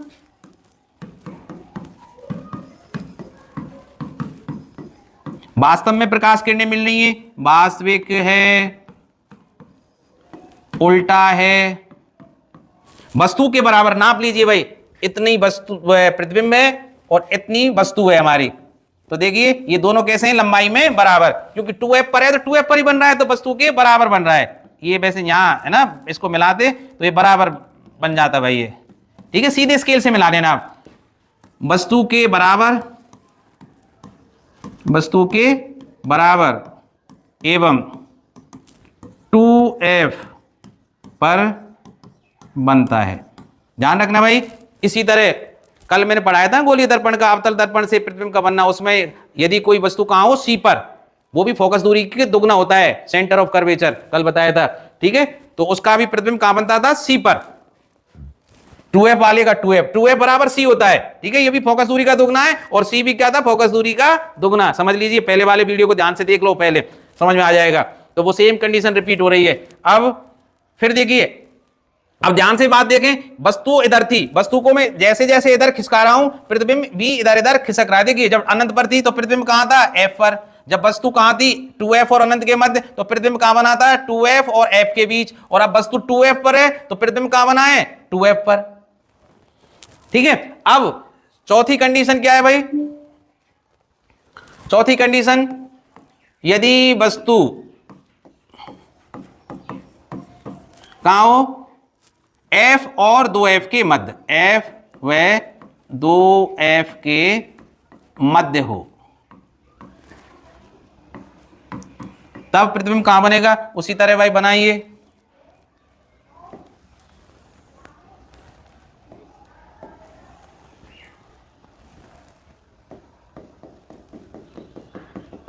तो देखिए उसी तरह भाई 2-2 सेंटीमीटर की दूरी पर आप बना लीजिए f और 2f।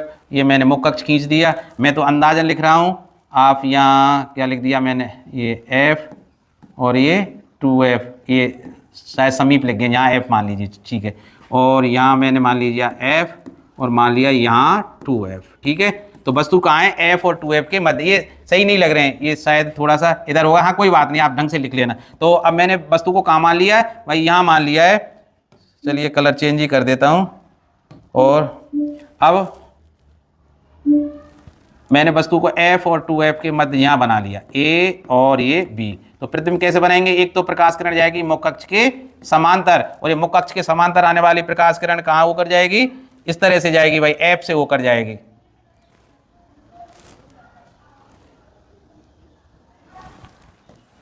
ये निकाल दीजिए भाई, ठीक है, f से होकर चली गई।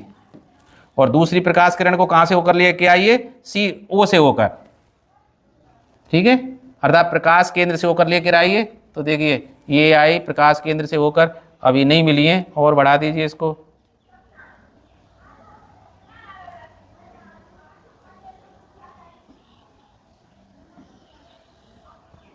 ये थोड़ा सा, हाँ थोड़ा सा वो हो गया, ठीक है। अब ये नहीं मिली है, ये थोड़ा सा, हाँ ये आएगी भाई, और इसको भी मिला दीजिए, ये बढ़ा दीजिए। तो ये यहाँ मिल रही है भाई, ये दोनों प्रकाश किरण, ठीक है। तो आप देखिए प्रतिबिंब कितना बड़ा बना, इतना बड़ा बना। और इसकी सीध अगर यहाँ देखें तो ये सीध यहाँ आ रही है भाई, तो ये सीध आ रही है इसकी, ठीक है। ये प्रतिबिंब बना और ये, ठीक है। और इसका नाम मैं क्या दे दूं, प्रतिबिंब का a डैश b डैश। तो देखिए कैसा है भाई, ये वस्तु से बड़ा है तो प्रतिबिंब, तो यहां लिख देता हूं, तो प्रतिबिंब वास्तविक तो होगा ही, वास्तविक उल्टा वस्तु से बड़ा, ठीक है। तथा कहां बन रहा है भाई, जगह भी तो देखिए 2f से परे, अर्थात 2f और इधर को अनंत है भाई, 2f और अनंत के मध्य, तथा 2f व अनंत के मध्य बनता है, ठीक है भाई। तो वही नियम लागू हो रहा है कि वस्तु को मैं खिसका के कहां लेके आ गया, f और 2f के मध्य। बिंब अगर f और 2f के मध्य, तो प्रतिबिंब कहां पहुंच गया, 2f और अनंत के मध्य। और जब वस्तु 2f और अनंत के मध्य थी तो प्रतिबिंब कहां बन रहा था, f और 2f के मध्य। तो ये बिल्कुल एक दूसरे के उल्टे हैं, अगर ध्यान से आप सोचोगे तो बहुत आसानी से समझ में आ जाएंगे भाई, ठीक है। अब पांचवी कंडीशन देखिए भाई, पांचवी कंडीशन क्या है कि यदि बिंब, बिंब का मतलब वस्तु, यदि बिंब कहां हो भाई, f पर स्थित हो, f पर स्थित हो, तो सोचिए एफ पर प्रतिबिंब कब बना था, जब वस्तु कहां थी, अनंत पर। इसका मतलब इसका उल्टा होगा, अब वस्तु कहां है, एफ पर, तो प्रतिबिंब कहां बनना चाहिए, अनंत पर। एक दूसरे के उल्टे है ना, तो बना के देखिए चाहे अनंत पे बन रहा है या नहीं बन रहा है भाई। देखिए भाई बना के देखते हैं, वो तो बनाने के बाद ही पता लगेगा कहां बन रहा है। तो देखिए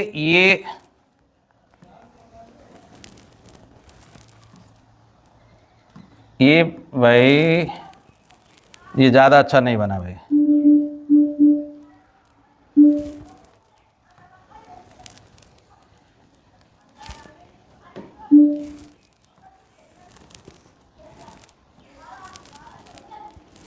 चलिए ये भी तिरछा सा है पर कोई बात नहीं, लाइए इसको।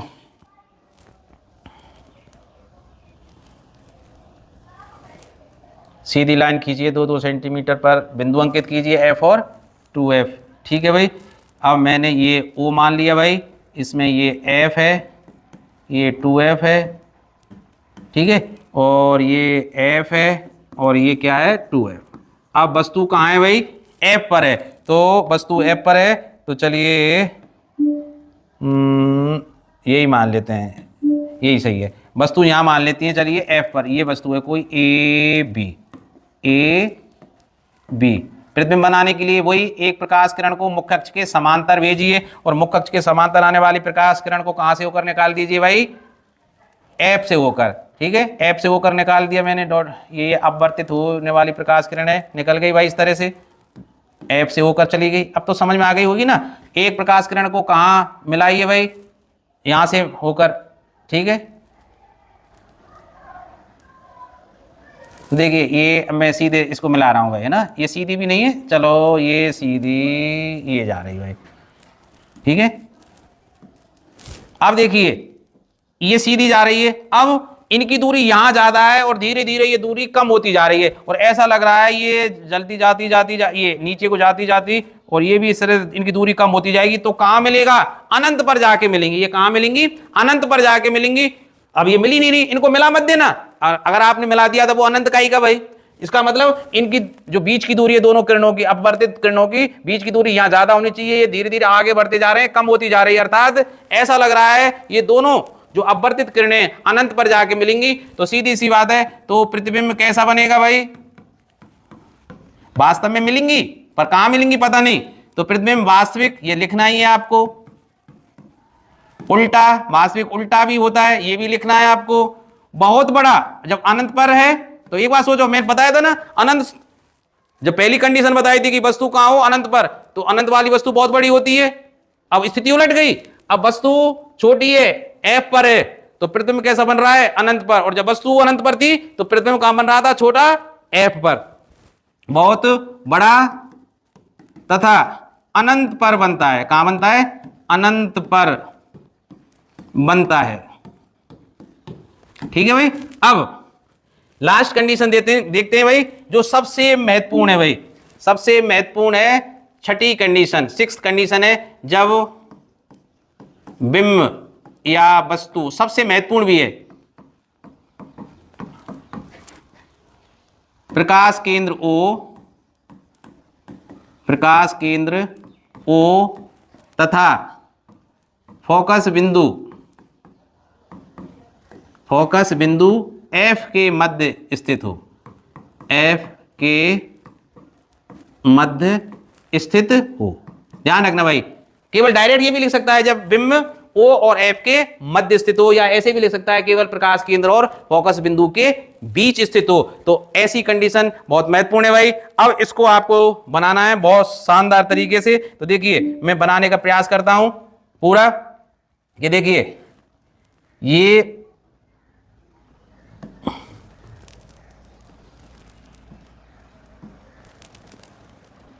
ठीक है भाई, ये मान लिया मैंने dot dot dot dot dot करके, सही बनाना भाई आप, ये ठीक है, सीधी पता भी नहीं लगता। अब देख लेना भाई आप, ये मैंने मुख्य अक्ष खींच दिया भाई, ठीक है, इसका ये, अरे ये F है भाई, और ये इसका 2F मान लिया भाई मैंने ना, और ये इसका एफ है भाई यहाँ, और ये इसका क्या मान लिया 2f। अब वस्तु कहाँ है भाई, f और 2f के मध्य। तो देखिए मैं यहाँ मान लेता हूँ वस्तु को, सीधी बना देता हूँ। चलिए स्केल की सहायता से सीधा बन जाता है। देखिए वस्तु कहाँ है, f और 2f के मध्य। ये वस्तु मैंने मान ली a और b, ये वस्तु है a b। ठीक है, तो एक प्रकाश किरण जाएगी मुख्य अक्ष के समांतर, और ये मुख्य अक्ष के समांतर जाने वाली प्रकाश किरण कहाँ से होकर गुजरेगी, f से होकर। भाई वही नियम है पहला, मैंने बताया था, पहले और तीसरे को उपयोग कीजिए बस, ये दो नियमों को। तो देखिए ये प्रकाश किरण कहाँ से होकर जाएगी, f से होकर निकल गई भाई, ये f से होकर सीधी निकल गई। अब दूसरी प्रकाश किरण हम कहाँ से भेजते हुए आए हैं, o से। अब एक प्रकाश किरण को o से भेजिए भाई, o से मिलाइए।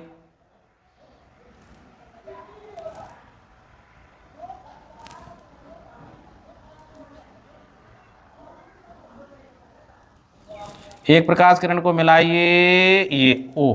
ठीक है भाई, ये O से होकर आ गई भाई। पर अब एक बात देखिए भाई, मुख्य अक्ष के समांतर आने वाली F से होकर गुजर गई, प्रकाश केंद्र पर आने वाली प्रकाश किरण सीधी निकल गई। तो ये दोनों अपवर्तित किरणें, यहां इनके बीच की दूरी इतनी है, ये दूरी बढ़ती जा रही है, तो इधर को तो ये मिलने से नहीं मिल रही है। लेकिन अगर आंख को यहां रख के मैं देखूं, आंख को मैं यहां रख के देखूं, इस तरह से देखूं, तो मुझे लगेगा ये प्रकाश किरणें पीछे से आ रही हैं, लेंस के पीछे से होकर आ रही हैं। अर्थात इनको बैक बढ़ाइए आप, मैं सीधे बढ़ा देता हूं, बैक बढ़ाइए इस तरह से। अरे वो सीधी नहीं बढ़ी भाई। ठीक है, इस स्केल की सहायता से बढ़ाना भाई, पीछे बैक बढ़ाइए इसको। ठीक है, तो ये किरणें अब ये सीधी नहीं बढ़े, ये किरणें डॉट डॉट करके बढ़ाइए इसको, डॉट डॉट करके, डॉट डॉट करके बढ़ा दिया। और इस किरण को भी डॉट डॉट करके आगे बढ़ाइए। ठीक है भाई, और ठीक है भाई, तो ये दोनों किरणें कहां मिली, इस जगह पे मिली, तो ये बना प्रतिबिंब भाई, ये बना प्रतिबिंब। तो ये प्रतिबिंब हुआ यहां बना प्रतिबिंब। तो देखिए ये प्रतिबिंब बना, और इसको क्या बोलेंगे, ए डैश और ये बी डैश। तो प्रतिबिंब देखिए, वस्तु भी मुख्य अक्ष के ऊपर वाई अक्ष की दिशा में, प्रतिबिंब भी वस्तु के मुख्य अक्ष के ऊपर, वस्तु और प्रतिबिंब दोनों ही मुख्य अक्ष के ऊपर हैं। तो प्रतिबिंब कैसा है, सीधा। वास्तव में इधर नहीं बना, किरणें नहीं मिली, केवल मैंने आंख को यहां रखकर देखा, तो ये कहां मिलती हुई दिखाई दी, मुझे यहां दिखाई दी। ऐसा लगा ये प्रकाश किरणें सीधी यहां से होकर आ रही है, ये प्रकाश किरणें इस तरह से गई भाई। स्केल से आप सीधे मिला लेना। ठीक है, तो प्रतिबिंब कैसा बना भाई, तो देखिए, तो प्रतिबिंब यहां लिख देता हूं, तो ये बहुत इंपॉर्टेंट है। तो प्रतिबिंब कैसा है, आभासी, क्यों वास्तव में नहीं बन रहा है, केवल ये प्रकाश किरणें मिलती हुई प्रतीत हो रही हैं, आभासी, सीधा है। पहले प्रतिबिंब कहां बन रहे थे, नीचे, अब मुख्य अक्ष के ऊपर वस्तु और मुख्य अक्ष के ऊपर ही प्रतिबिंब है, आभासी, सीधा। एवं वस्तु से तुलना कीजिए साइज की, वस्तु इतनी है, प्रतिबिंब बहुत बड़ा है, एवं वस्तु से बड़ा बनता है, वस्तु से बड़ा। और वस्तु से बड़े को क्या बोलते हैं, आवर्धित, है ना। बड़ा लिखिए, आवर्धित लिखिए, एक ही बात, आवर्धित बनता है। ठीक है भाई, तो सीधी सी बात है, ये जो कंडीशन है बहुत इंपॉर्टेंट है कि जब वस्तु कहां हो, ओ और एफ के मध्य हो, तो उत्तल लेंस से भी प्रतिबिंब कैसा बनता है, आभासी और सीधा, और बड़ा बनता है। नहीं तो हर कंडीशन में उत्तल लेंस से प्रतिबिंब कैसा बनता है, वास्तविक उल्टा। ठीक है, वास्तविक और उल्टा बनता है। तो ये बहुत महत्वपूर्ण है, इसको आप ढंग से देख लीजिए भाई।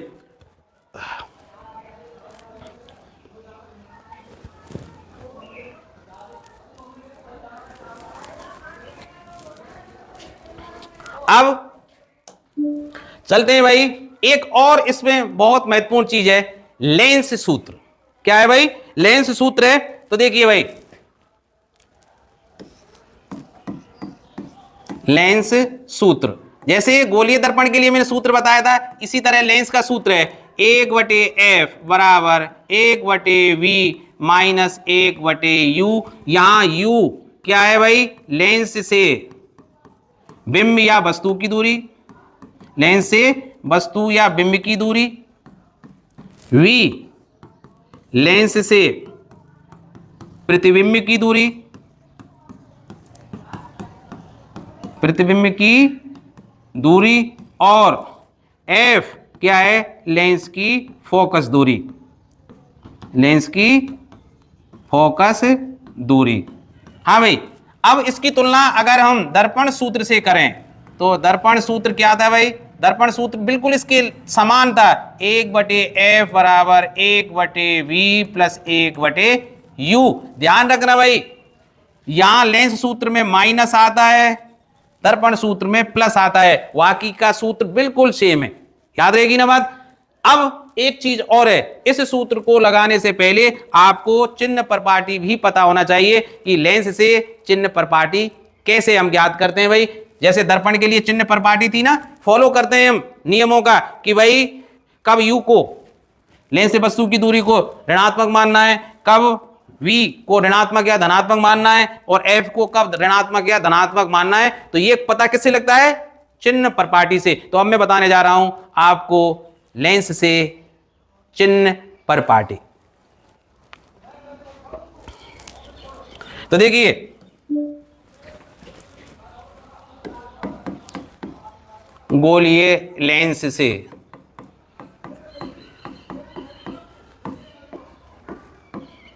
चिन्ह परपाटी, ठीक है भाई, गोलीय लेंस से चिन्ह परपाटी कहते। देखिए, कोई सा भी लेंस हो,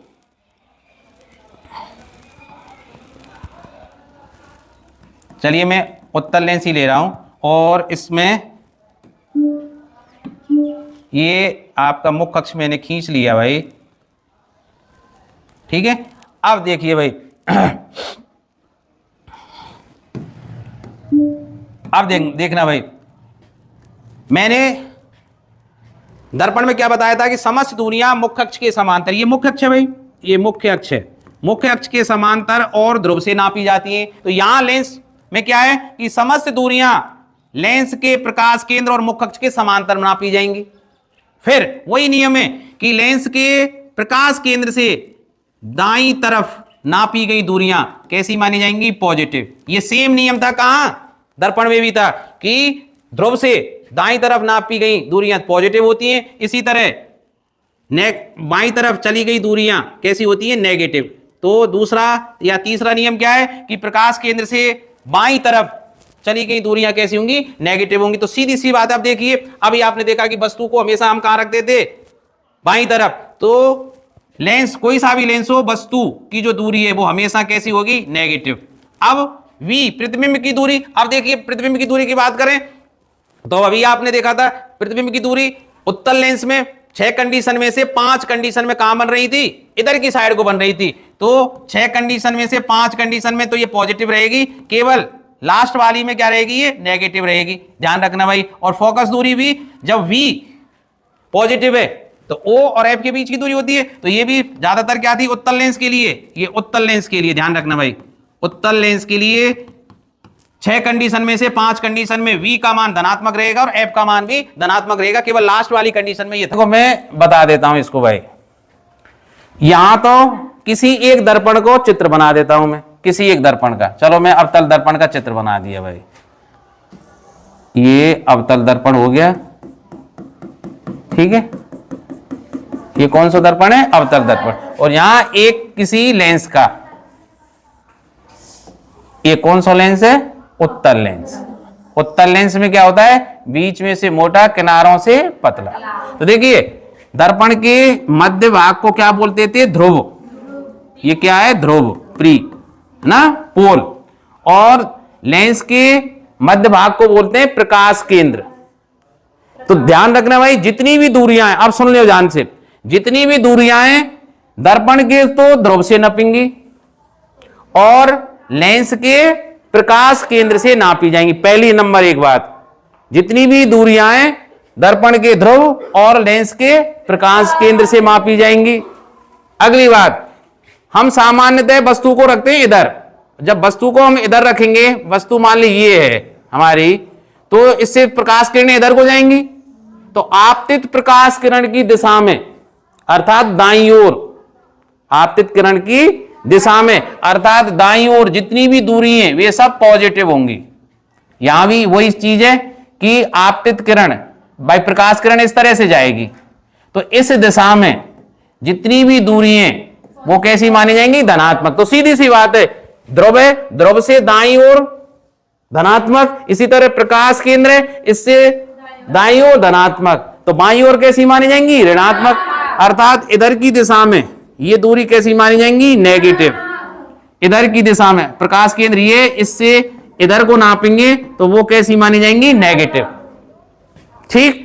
एक और है, जब बात करते हैं हम आवर्धन की, आवर्धन को मतलब लेंस ने किसी चीज को कितना बड़ा बनाया, ठीक है, अर्थात वस्तु इतनी ऊंची है, प्रतिबिंब कितना ऊंचा बनाया, नीचा बनाया, ऊपर बनाया, कहां बनाया, ठीक है, उसको बोलते हैं आवर्धन।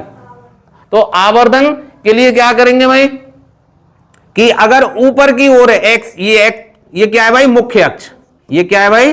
मुख्य अक्ष। जैसे मान लो एक्स अक्ष, तो मुख्य अक्ष से ऊपर की ओर ये जो ऊपर चल रहे हैं ये सब मानी जाएंगी ऊंचाई पॉजिटिव। ऊपर की ओर ये तो सब मानी जाएंगी धनात्मक, और अगर नीचे की ओर है कोई ये इस तरह से, ये क्या मानी जाएंगी? नेगेटिव। तो अगर कोई नीचे प्रतिबिंब बन रहा है तो उसकी जो ऊंचाई है वो क्या मानी जाएगी? नेगेटिव। अर्थात जो ये मुख्य अक्ष है ना, ये मुख्य अक्ष है, इसके नीचे नेगेटिव, ऊपर पॉजिटिव, ठीक है।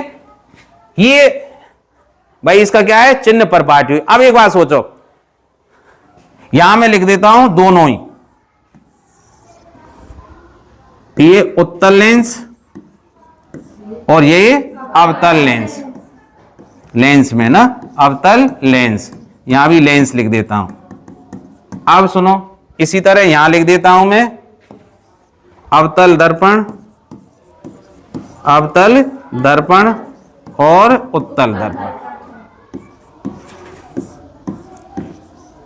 तो भाई देखो, अब मैं बात करूं यहां यू सब में कैसे होगा? सोचो, यू कोई सा हो, चाहे अवतल दर्पण को हो, उत्तल दर्पण को हो, उत्तल लेंस को, अवतल लेंस को, सबको कैसे लेना? ऋणात्मक। ध्यान रखियो, यू जो दे रहा हो जैसे 20 सेंटीमीटर 30 सेंटीमीटर, अभी आप ऐसे लग रहे हो जब कहा बोल रहे हैं, जब सवाल कराऊंगा ऐसे लगेगा कि कछी ना हो। ध्यान रखियो, अवतल दर्पण हो, उत्तल दर्पण हो, सबको कैसे लेना है? ऋणात्मक। ये भी ऋणात्मक, ये भी ऋणात्मक और ये भी ऋणात्मक। बताइए समझ में? अब सुनिए भाई, V अर्थात प्रतिबिंब की दूरी, ठीक है, प्रतिबिंब की दूरी। अब ध्यान रखो, अवतल दर्पण में प्रतिबिंब कहां बनता है? इधर। अवतल दर्पण में प्रतिबिंब कहां बनता है? इधर बनता है। 5 कंडीशन में, छठी कंडीशन में उधर की ओर बनता था, तो इधर की कंडीशन में बन रहा है, तो इधर की जो दूरी है वो कैसी मानी जाएगी? नेगेटिव। तो देखो, अवतल दर्पण में कैसी होगी? नेगेटिव। तो यहां में कैसी होगी? पॉजिटिव। अब देखो, उत्तल लेंस में प्रतिबिंब कहां बनते हैं? इधर। कहां बने? इधर बनते हैं प्रतिबिंब। तो ये सब कैसी होंगी? इधर की साइड को प्रतिबिंब पॉजिटिव। तो ये तो इसके लिए क्या होगा? पॉजिटिव, और ये नेगेटिव। ध्यान रखियो भाई, याद रखना। और अब कौन सा रहेगा? केवल एफ। तो एफ देखियो भाई, इसकी फोकस दूरी कहां है? इधर को पी, और ये क्या है मान ली? एफ। तो पी और एफ के बीच की दूरी क्या है? फोकस दूरी। तो इधर को चल के आएंगे फोकस दूरी नापे को, और इधर को चल के आएंगे तो कैसी होगी? नेगेटिव। तो ये नेगेटिव, उत्तल की उल्टी कर दो, ई पॉजिटिव। अब यहां देखो, उत्तल लेंस की प्रतिबिंब कहां बन रहा है? मान लो यहां। तो प्रकाश केंद्र और एफ के बीच की दूरी क्या कहलाती है? फोकस दूरी। तो ये कौन सी मानी जाएगी? पॉजिटिव, और ये नेगेटिव। ये ध्यान रखना हो भाई, ठीक है। अब अभी समझ में नहीं आया होगा, अब मैं बता देता हूं सवाल करके। और सवाल कराए तो पहले एक चीज और है, लेंस से आवर्धन या लेंस का आवर्धन। आवर्धन मैंने बताया ना अभी, आवर्धन को मतलब बड़ा करने की क्षमता। कोई लेंस किसी प्रतिबिंब को कितना बड़ा करके दिखाता है। देखो, तुमने घड़ी बनावे ना, घड़ी के पुर्जे कितने हो? छोटे छोटे से। तो वो एक आंख पे लेंस लगावे, उससे क्या है? बड़ी बड़ी चीज देखने लग जाए। तुमने देखो, खून की जांच करावे गए कभी आप? तो खून में कैसे भी कौन से जीवाणु है या कौन सी कोष का कहां है, तो काहे तो पता लगे?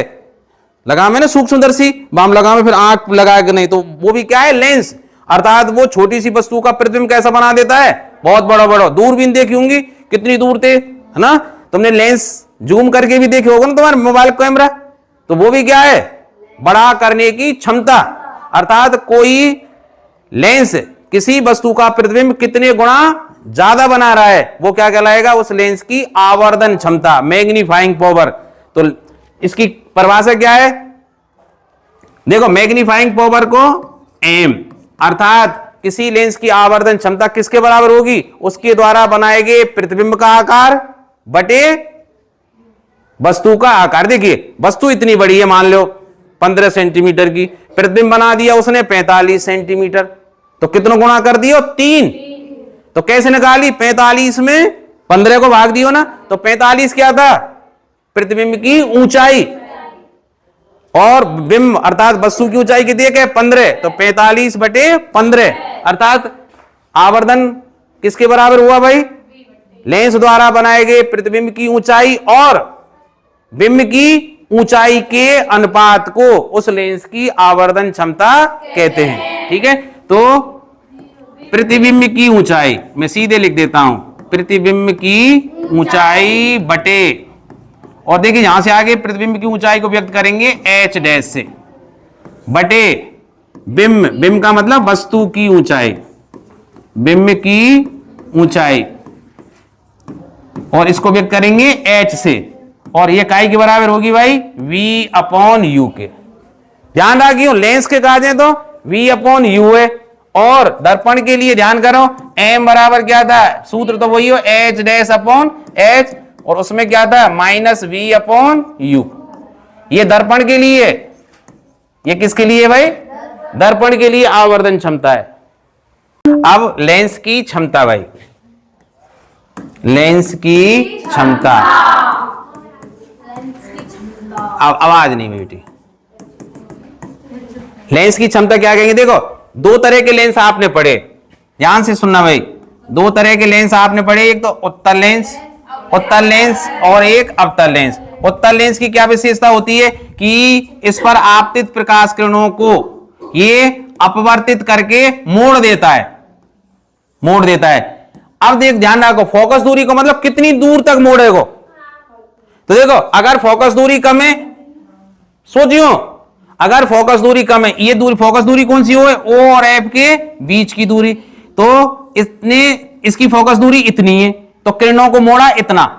अब एक बात सोचियो, अगर फोकस दूरी ज्यादा है, इसी को बनाऊं मैं, ये ज्यादा फोकस दूरी का कोई उत्तल लेंस है, तो ये किरण फोकस दूरी ज्यादा कब होगी, जब ये ज्यादा दूर फैलाए किरणों को, अर्थात ये F है को भाई, O और F के बीच की दूरी को क्या बोलते हैं, फोकस दूरी, प्रकाश केंद्र और मुख्य फोकस के बीच की दूरी को फोकस दूरी। तो देखो E कम है और E कितना है, ज्यादा, तो एक बात सोचियो ये F ज्यादा है। अब सोच के बताओ कौन सा ज्यादा मोड़ रहा हो किरणों को, ऊपर वाला हो नीचे वाला, ये किरणों को ज्यादा मोड़ रहा है, अर्थात सीधी सी बात है, जिसकी फोकस दूरी कम है वो तो किरणों को मोड़ता है ज्यादा, और जिसकी फोकस दूरी ज्यादा है वो किरणों को मोड़ रहा है कम। और ज्यादा फोकस दूरी होती तो सोचियो, मान लो फोकस दूरी ज्यादा कब होती, जब यहां होती, तो याद देखियो O और F के बीच की दूरी ज्यादा है ना, ये किरणों को कम मोड़ रहा है, याद है, बिल्कुल सीधी सी चली गई लगभग। तो सीधी सी बात है, परिभाषा क्या हुई कि किसी लेंस के द्वारा प्रकाश किरणों को अपसारित करने, अपसारित का मतलब केंद्रित करने या फैलाने की क्षमता या मात्रा को ही क्या बोलते हैं, लेंस की क्षमता। तो क्या बात हुई, किसी लेंस द्वारा प्रकाश किरणों को अपसारित या अपसारित करने की मात्रा उस लेंस की क्षमता के कहलाती है, उस लेंस की क्या कहलाती है, क्षमता कहलाती है। और ये फोकस दूरी का क्या होता है, उल्टा। तो सीधी सी बात हुई, लेंस की जो क्षमता है वो किसके बराबर होगी, फोकस दूरी के उल्टे के। तो लेंस की क्षमता की परिभाषा क्या हुई भाई, करने की मात्रा, वो तो वैसे परिभाषा हुई। देखो पहले तो ये लिख देंगे समझाने की दृष्टि से कि किसी लेंस द्वारा किसी लेंस द्वारा प्रकाश किरणों को अभिसारित या अपसारित करने की मात्रा उस लेंस की क्षमता कहलाती है। और ये चित्रों से स्पष्ट है, ये फोकस दूरी के व्युत्क्रम के बराबर होती है। व्युत्क्रम का मतलब उल्टे के बराबर, उल्टे अनुपात के बराबर होती है। अब लेंस की क्षमता पावर को अगर मैं P से व्यक्त करूं तो ये काई के बराबर होगी भाई, 1/f के। अर्थात लेंस की फोकस दूरी के व्युत्क्रम को, शॉर्ट परिभाषा ज्यादा लंबी ना याद रख सकें तो यही रखो, अर्थात लेंस की फोकस दूरी, लेंस की फोकस दूरी f के व्युत्क्रम को, व्युत्क्रम को मतलब जाने उल्टे को, व्युत्क्रम को क्या बोलते हैं, लेंस की क्षमता, लेंस की क्षमता कहते हैं। अब जैसे भाई अब एक बात और सोचो, फिर प्रश्न ये आया कि क्षमता का मात्रक क्या है। जैसे लंबाई को मीटर में नापते हैं, द्रव्यमान को किलोग्राम में नापते हैं, तो क्षमता को किस में नापते हैं। अगर ये फोकस दूरी इकाई में हो, मीटर में, ध्यान रखियो, यदि फोकस दूरी, लेंस की जो फोकस दूरी है, फोकस दूरी मीटर में हो, मीटर में हो, तो लेंस की क्षमता को, लेंस की क्षमता को डायप्टर में नापते हैं, इकाई में डायप्टर में नापते हैं, मापते हैं। ठीक है भाई, लेंस की क्षमता का मात्रक क्या होगा, डायप्टर। अब एक बात सोचो, फटाफट समझते जाओ, P का सूत्र क्या बताया मैंने, 1/f। यदि अब यही में सोचो, यदि f को मान क्या रख दूं मैं, 1 मीटर, f का मान क्या रख दूं, 1 मीटर, तो P बराबर क्या हो जाएगा, 1/1 बराबर 1, और इसको क्या बोलेंगे, डायप्टर। मैंने बताई ना, अगर फोकस दूरी किस में हो, मीटर में, तो क्षमता को किस में नापते हैं, डायप्टर में। तो इसका मतलब क्या हो, यदि किसी लेंस की फोकस दूरी 1 मीटर है, यदि किसी लेंस की 1 मीटर है, तो उसकी क्षमता कितनी होगी, 1 डायप्टर होगी। ठीक है भाई, क्या समझ में आयो। अगर आपसे प्रश्न पूछा जाए कि एक डायप्टर किसे कहते हैं, एक डायप्टर क्या है, यदि किसी लेंस की फोकस दूरी 1 मीटर है, तो उस लेंस की क्षमता 1 डायप्टर होगी। अब कब प्लस होगी, कब माइनस होगी, ध्यान रखो, मैंने अभी बताया ना, उत्तल लेंस की फोकस दूरी कैसी हो है, उत्तल लेंस की फोकस दूरी f कैसी हो है, पॉजिटिव, तो इसकी क्षमता भी कैसी होगी, पॉजिटिव। ठीक है, उत्तल लेंस की क्षमता कैसी होगी, पॉजिटिव। अवतल लेंस की भाई, अवतल लेंस की फोकस दूरी f कैसी होती है, नेगेटिव, अभी बताया था, इसलिए इसकी जो क्षमता है पावर, वो कैसी होगी, नेगेटिव। ध्यान रखना है भाई, उत्तल की पॉजिटिव, अवतल की नेगेटिव। अब मैं एक प्रश्न करूंगा आपसे, प्रश्न बताना भाई, एक उत्तल लेंस की, ध्यान से समझना भाई, एक उत्तल लेंस की फोकस दूरी, एक उत्तल लेंस की फोकस दूरी 25 सेंटीमीटर है, तो उसकी क्षमता क्या होगी, उसकी क्षमता ज्ञात कीजिए। बताओ कैसे निकालेंगे। देखो क्या दिया गया है, फोकस दूरी कितनी दे रखी है, f बराबर 25 सेंटीमीटर। अब एक बात सोचियो, कौन सा लेंस है ही, उत्तल लेंस, और उत्तल लेंस की फोकस दूरी कैसी हो है, पॉजिटिव। उत्तल लेंस की फोकस दूरी पॉजिटिव हो ना, तो ये कह जाएगी धनात्मक। तो क्षमता कैसे निकालेंगे इसकी, बताओ, P बराबर, अब सूत्र क्या है, 1/f, पर f इकाई में चाहिए, मीटर में, f इकाई में चाहिए। तो अब एक तरीका है, या तो या 1 के सेंटीमीटर बना लो, या 25 सेंटीमीटर के का बना लो, मीटर। तो सरल तरीका ही रहेगो, या का लिख लियो 100 सेंटीमीटर, क्योंकि अब तो यह सूत्र में तो कार्य कर रहा है f बराबर मीटर, तो इकाई में सेंटीमीटर में, तो भैया यार सेंटीमीटर बना ले करो। कैसे लिख दूं, यह 100/25 बराबर 4, और 4 इकाई में लिखूं डायप्टर, 4 डायप्टर, डी लिख दो, कैपिटल डी। तो उस लेंस की क्षमता क्या होगी भाई, 4 डायप्टर। 4। अब एक प्रश्न और बताओ, ढंग से समझिए, ये आवे को निश्चित 1 नंबर को 100% आनो है। कैसे? अब बताइए मेरे का है, एक लेंस है, एक लेंस की क्षमता -2D है, ऐसे आ जाए। कितना है भाई? -2D है। ठीक है, तो वह कौन सा लेंस है और उसकी फोकस दूरी कितनी है? कौन सा लेंस है भाई, ये बताओ, और उसकी फोकस दूरी बताओ। दिमाग लगा भाई। माइनस है, लेंस की क्षमता कौन से लेंस की आवे? तो अपने आप ही पता लग गई, क्योंकि इसकी क्षमता कैसी है? नेगेटिव, इसलिए ये अवतल लेंस है। पहले तो यही लिख दो, चूंकि क्षमता कैसी है? ऋणात्मक है। क्षमता ऋणात्मक है, अतः यह क्या है भाई? अवतल लेंस है। ये क्या है? अवतल लेंस है। ठीक है भाई, ये क्या है? समझ में आएगा? ये कौन सा लेंस है? अवतल लेंस। अब बताओ, एक और बताओ, कौन सी चीज कि भैया तो फोकस दूरी कैसे है? फोकस दूरी को सूत्र लगाओ। देखो P बराबर तो कहा हुआ है 1/f, P बराबर तो कहा हुआ है, तो F बराबर कहा होगा 1/p। ये कई बात है, PF को गुणा कहा होगा 1। देखो P बराबर तो 1/f और F बराबर कहा होगा 1/p, तो F बराबर क्या आ जाएगा? 1/p। तो 1 और P को मान के दिए गए -2, -2, तो 1/2 का आएगा भाई, बताइए। 1 में 2 को भाग देंगे तो -0.5 इतने मीटर, और 0.5 मीटर का मतलब क्या है? 50 सेंटीमीटर, अर्थात -50 सेंटीमीटर। तो उसकी फोकस दूरी कैसी है? 50 सेंटीमीटर। ऋण को चिन्ह तो क्यों लगाए?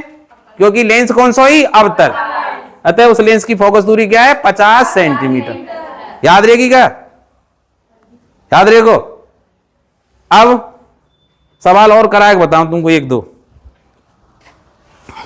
देखो भाई, जानते सुनियो भाई। अगर किताब के सवाल, अब ये तो उदाहरण है ना, उदाहरण जानते हो। अब मैं कराता हूं, देखो ये हम सवाल है, और पहले कौन से कराऊं? जो देखिए पहला सवाल ही ये न्यूमेरिकल को 10वां सवाल देखो। कौन सा सवाल? 10वां सवाल देखो भाई। 5 सेंटीमीटर लंबा कोई बिंब, 5 सेंटीमीटर लंबा कोई बिंब 10 सेंटीमीटर फोकस दूरी के किसी अवसारी लेंस, देखो अवसारी का मतलब उत्तल लेंस से 25 सेंटीमीटर दूरी पर रखा जाता है। ठीक है भाई, प्रकाश किरण खींचकर प्रतिबिंब की स्थिति, साइज और प्रकृति ज्ञात कीजिए। इसमें चित्र भी बनाना है। अब ध्यान से सुनो भाई, बिंब की ऊंचाई 5 सेंटीमीटर, बिंब की ऊंचाई कितनी थी? 5 सेंटीमीटर। अब बिंब हमेशा ऊपर है, धनात्मक। फिर क्या था बताओ? इसकी फोकस दूरी कितनी थी? 10 सेंटीमीटर। तो ये प्लस की 10 सेंटीमीटर, क्योंकि अवसारी लेंस या उत्तल लेंस की फोकस दूरी होती है धन में, और वस्तु की दूरी वो कितनी थी? 25 सेंटीमीटर। और आप जानते हैं वस्तु तो हमेशा बाईं तरफ रखी जाती है ना, तो ये क्या में आएगी? नेगेटिव में। चाहे दर्पण हो, लेंस हो, वस्तु की दूरी हमेशा ऋणात्मक। क्या पूछ रहा है कि प्रतिबिंब कहां बनेगा, कैसा बनेगा, और इसका चित्र बनाओ। तो सीधे सीधे क्या लगाओ? लेंस सूत्र। सबसे पहले v का मान निकालो, तो लेंस सूत्र, और लेंस सूत्र क्या है? 1/f बराबर 1/v माइनस, यही है ना भाई। अब देखो क्या पूछ रहा है? 1/v, तो 1/v इधर रखो, 1/u है इधर को भेज दो, तो क्या आ जाएगा? 1/v बराबर 1/f प्लस 1/u। अब मान रख दो भाई, डाला हुआ हमें 1/v बराबर 1/f का मान 10, u का मान प्लस, तो 1/, ऐसे ही ना। तो अब मान कैसे जाएगा? 1/v बराबर 1/10 माइनस लघुत्तम कितना आवेगो 50, तो 50 लघुत्तम आवेगो 10 पंजे 5 माइनस 25 दूनी 50, तो कितना आएगा भाई 3/50। तो v को मान कितना आएगा भाई 50/3 अर्थात 16.67 सेंटीमीटर। तो प्रतिबिंब कितनी दूरी पर बनेगा 16.67 सेंटीमीटर की दूरी पर बनेगा। अब प्रतिबिंब छोटा बनेगा या बड़ा बनेगा वो का ही तो पता लगेगा आवर्धन थे। तो आवर्धन क्षमता का सूत्र क्या है भाई, अब m बराबर h डैश अपॉन h बराबर v अपॉन u। तो देखो h डैश की तो पता ही नहीं है, प्रतिबिंब कितना ऊंचा बनेगा, h को पता हो कितना है 5 बराबर v का मान कितने के 50/3 रख दो, कितने के 50/3 और u का मान कितना है 25, तो माइनस के 25। तो देखो 25 दूनी 50, तो कितने आएगा भाई माइनस के 2/3 बच गुणा करो। तो देखो 3h डैश बराबर -10, तो h डैश बराबर कितना हो जाएगा -10/3 अर्थात कितना हो जाएगा माइनस के 3.33 इतने सेंटीमीटर। तो देखियो भाई वस्तु कितनी, वस्तु की ऊंचाई कितनी की 5 सेंटीमीटर, प्रतिबिंब की ऊंचाई कितनी है 3 सेंटीमीटर। तो वस्तु छोटी बनी, सॉरी प्रतिबिंब छोटा बना बड़ा बना, छोटा बना, और नेगेटिव है तो कहां बनेगा नीचे की तरफ। अतः प्रतिबिंब कैसा हो भाई, अतः प्रतिबिंब लिखना भी पड़ेगा, अतः प्रतिबिंब कैसा है वास्तविक और उल्टा। उल्टा क्यों है, h डैश कैसा है नेगेटिव, वास्तविक उल्टा तथा वस्तु से छोटा बनता है, वस्तु से छोटा बनता है। अब इसका चित्र और बनाओ, सुनो भाई चित्र कैसे बनाएंगे, देखिए भाई इसकी फोकस दूरी कितनी है 10। अब सोचो देखो एक में बहुत सरल बना वो, अरे कैसे बनाएंगे, देखो मैंने एक उत्तल लेंस बनाया, देखो कितना आसान है, अभी बताओ तुम्हारा क्या है। ई कौन सा लेंस है भाई उत्तल है। अब देखो एक पैमाना ले ले, चित्र बना बहुत आसान है, परीक्षा में ऐसा करियो जो बनाया कि नहीं, और एक लाइन खींच दी जो, ये कौन सा अक्ष है गो भाई मुख्य अक्ष, ठीक है, और ये मध्य बिंदु है गो O प्रकाश केंद्र। अब इसकी फोकस दूरी कितनी है 10। तो देखो यहां 10 लिख दी नो, और 10 पे कहा लिख देंगे F, और 20 पे कहा लिखेंगे 2F, F और 2F लिखें। तो ये तो 5 कितने गए 10 और ये कितने गए 20। तो इसी तरह इधर को F बराबर दूरी पे जितना OF है उतना इधर को नापो, ये F है गो भाई, और ये यहां 2F। अब वस्तु कहां रख, वस्तु की दूरी कितनी है भाई, वस्तु की दूरी कितनी है सोचो, वस्तु की दूरी कितनी है 25। तो वस्तु कहां होगी बताइयो भाई, देखो ये तो कितनी है, अरे फोकस दूरी कितनी है, देखो फोकस दूरी 10 है ना, ठीक है।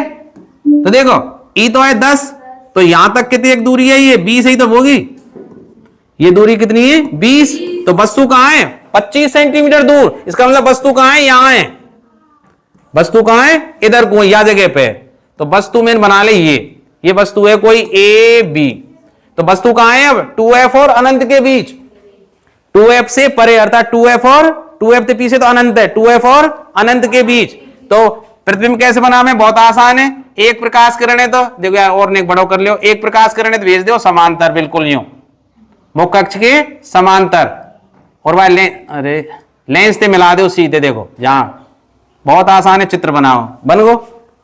और मुख्य अक्ष के समांतर आने वाली प्रकाश किरण कहां से होकर जाए, ये नियम पढ़ियो, कहां से होकर गुजरे F से होकर, कहां होकर गुजरे F से होकर। तो देखो यार F से होकर गुजार दें,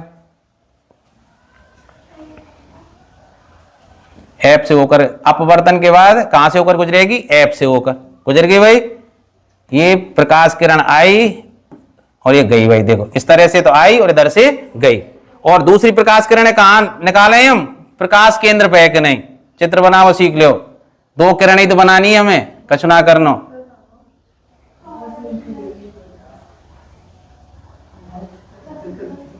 अब इधर ते जाए भाई, आ गो भाई। अब देखो एक प्रकाश, अरे इसको ये मान के चलो यहीं मिल गए ना, ठीक है, ये आना चाहिए। और ये कहां मिल रहा हो भाई,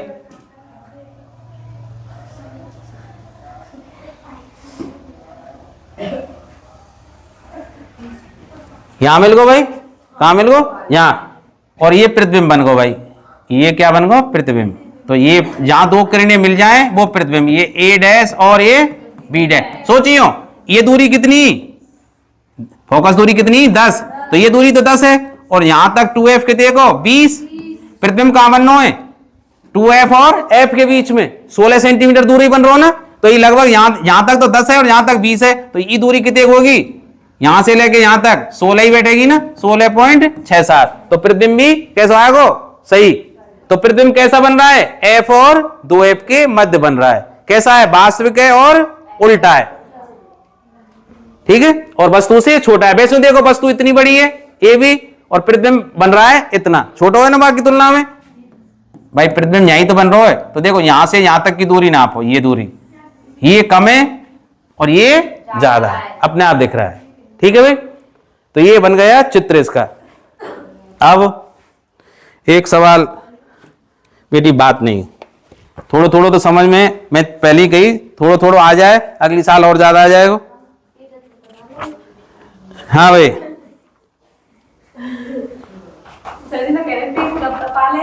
हाँ आप सुनो भाई, 14वां प्रश्न बहुत अच्छा है। 14वां प्रश्न देखो, 14वां प्रश्न देखियो। हाँ भाई सुनो, डालिए। 14वां प्रश्न क्या है, 5 सेंटीमीटर लंबाई का कोई बिंब 15 सेंटीमीटर वक्रता त्रिज्या के किसी उत्तल दर्पण के सामने 20 सेंटीमीटर दूरी पर रखा गया है। सोचियो क्या सोचें, 5 सेंटीमीटर लंबाई का तो कोई बिंब है, तो वस्तु की ऊंचाई कितनी है, 5 सेंटीमीटर, वक्रता त्रिज्या कितनी है, 30, और उत्तल दर्पण के सामने कहां रखा गया है, 20 सेंटीमीटर पर, ठीक है। तो प्रतिबिंब की स्थिति, प्रकृति और साइज बताओ। हाँ भाई, तो बिंब की ऊंचाई कितनी बताओ, शाबाश, बिंब की ऊंचाई। और बिंब की ऊंचाई को किससे व्यक्त करते हैं, h से। तो 5 सेंटीमीटर, जो कैसी होगी, पॉजिटिव, क्योंकि बिंब की ऊंचाई हमेशा पॉजिटिव। अब इसकी वक्रता त्रिज्या r 30 सेंटीमीटर है भाई, और वस्तु की दूरी कितनी है, 20। तो वस्तु की दूरी को तो मैंने माइनस में लिख दिया कि वस्तु की दूरी हमेशा नेगेटिव हो। अब एक बात सोचियो कि भाई यहां f तो है ही ना भाई, सूत्र में क्या है, 1/f बराबर 1/v प्लस 1/u या माइनस 1/u। अब एक बात सोचियो, यहां f नहीं है, पर हम जाने कि फोकस दूरी वक्रता त्रिज्या की क्या होती है, आधी। फोकस दूरी किसी भी दर्पण या लेंस का है, सब कोई वक्रता त्रिज्या की आधी क्या होती है, फोकस दूरी। तो f निकाल सके यहां से, f बराबर क्या होगा, r/2, 30/2 बराबर 15 सेंटीमीटर। अब एक बात सोच के बताओ मेरे का फटाफट, 15 सेंटीमीटर धनात्मक मानू ऋणात्मक, क्योंकि दर्पण कौन सा है, उत्तल। उत्तल दर्पण में धनात्मक हो, याद करो। हाँ, उत्तल दर्पण में कैसी होगी, उत्तल दर्पण में ऋणात्मक होगी, उत्तल में धनात्मक हो। हाँ, उत्तल में कैसी हुआ है, धनात्मक। तो देखो भाई, अब दर्पण सूत्र, अब कौन सा सूत्र लगाना पड़ेगा, ध्यान रखियो, ये दर्पण सूत्र लगेगा। और दर्पण सूत्र में क्या होता है, 1/f बराबर 1/v प्लस 1/u। लेंस सूत्र में माइनस है और दर्पण में प्लस है। तो देखो अभी हम रखी हूं भाई, क्या निकालना हो इसमें v। तो देखो 1/v बराबर क्या आ जाएगा भाई, 1/f माइनस 1/u। तो 1/v बराबर 1/f की जगह क्या लिखूं, 100 माइनस, और u की जगह 1/- के 20। तो देखिए भाई 1/v बराबर 1/15 और माइनस माइनस प्लस 1/20। तो अब देखिए भाई 1/v बराबर लघुत्तम कितना आ जाएगा, 30। 40 कहां जाएगा, 60 आवेगो। 30 में कहां जाए 20 को बाहर, कितना आयो 60। तो देखो 15 चौका 60, 4 और 20 दिया 60। तो 7/60। सोचियो ये काई को मान है, 1/v को। तो v को मान कैसे निकालेंगे बताइयो, v को मान कैसे निकालेंगे, 60/7। और 60 में 7 को भाग दीजिए, उल्टा ही तो करेंगे। ई v कहां है, नीचे। जब v ऊपर आवेगो तो याव को तो उल्टा होगो भाई, इसका उल्टा कर रहे हैं v/1, तो 60/7 उल्टो करें ना। तो ये कितना आ जाएगा, 7 8 56, कितने बचे 4 और 7 35 बचे 5, 7 7 49, इतने सेंटीमीटर। ये कैसी आई है, धनात्मक। कैसी आई है, धनात्मक है। कही बेटी कब मां, हाँ तो कोई बात नहीं, जब बंद हो जाएगा तो बंद कर देंगे। अब आवर्धन क्षमता और निकाल लो इसकी। आवर्धन क्षमता कैसे निकालें, H' बराबर -v। बेटी ध्यान रखियो लेंस बारे में तो प्लस के v/u है, और ये कौन को है, दर्पण को। दर्पण के में माइनस है, यहां माइनस को अंतर है और यहां माइनस को अंतर है, ये ध्यान रखना पड़ेगा। रखो भाई यहां में H' का मान कितना है 5 बराबर माइनस v को मान कितने गए 60/7 और u को मान कितना है माइनस के 20। तो देखो माइनस से माइनस कट गो, 20 दिया 60। अब बच गुणा करो, आवाज नहीं। 7H' बराबर 5 दिया 15, तो H' बराबर 15/7, 7 दूनी 14 और 7 1 कितना बचा 1, 7 1 7 बचे 3, 7 चौका 28। तो वस्तु की लंबाई से कम आए हो ना, तो प्रतिबिंब कैसा बनेगा, छोटा। तो प्रतिबिंब कैसा बनेगा, छोटा बनेगा भाई।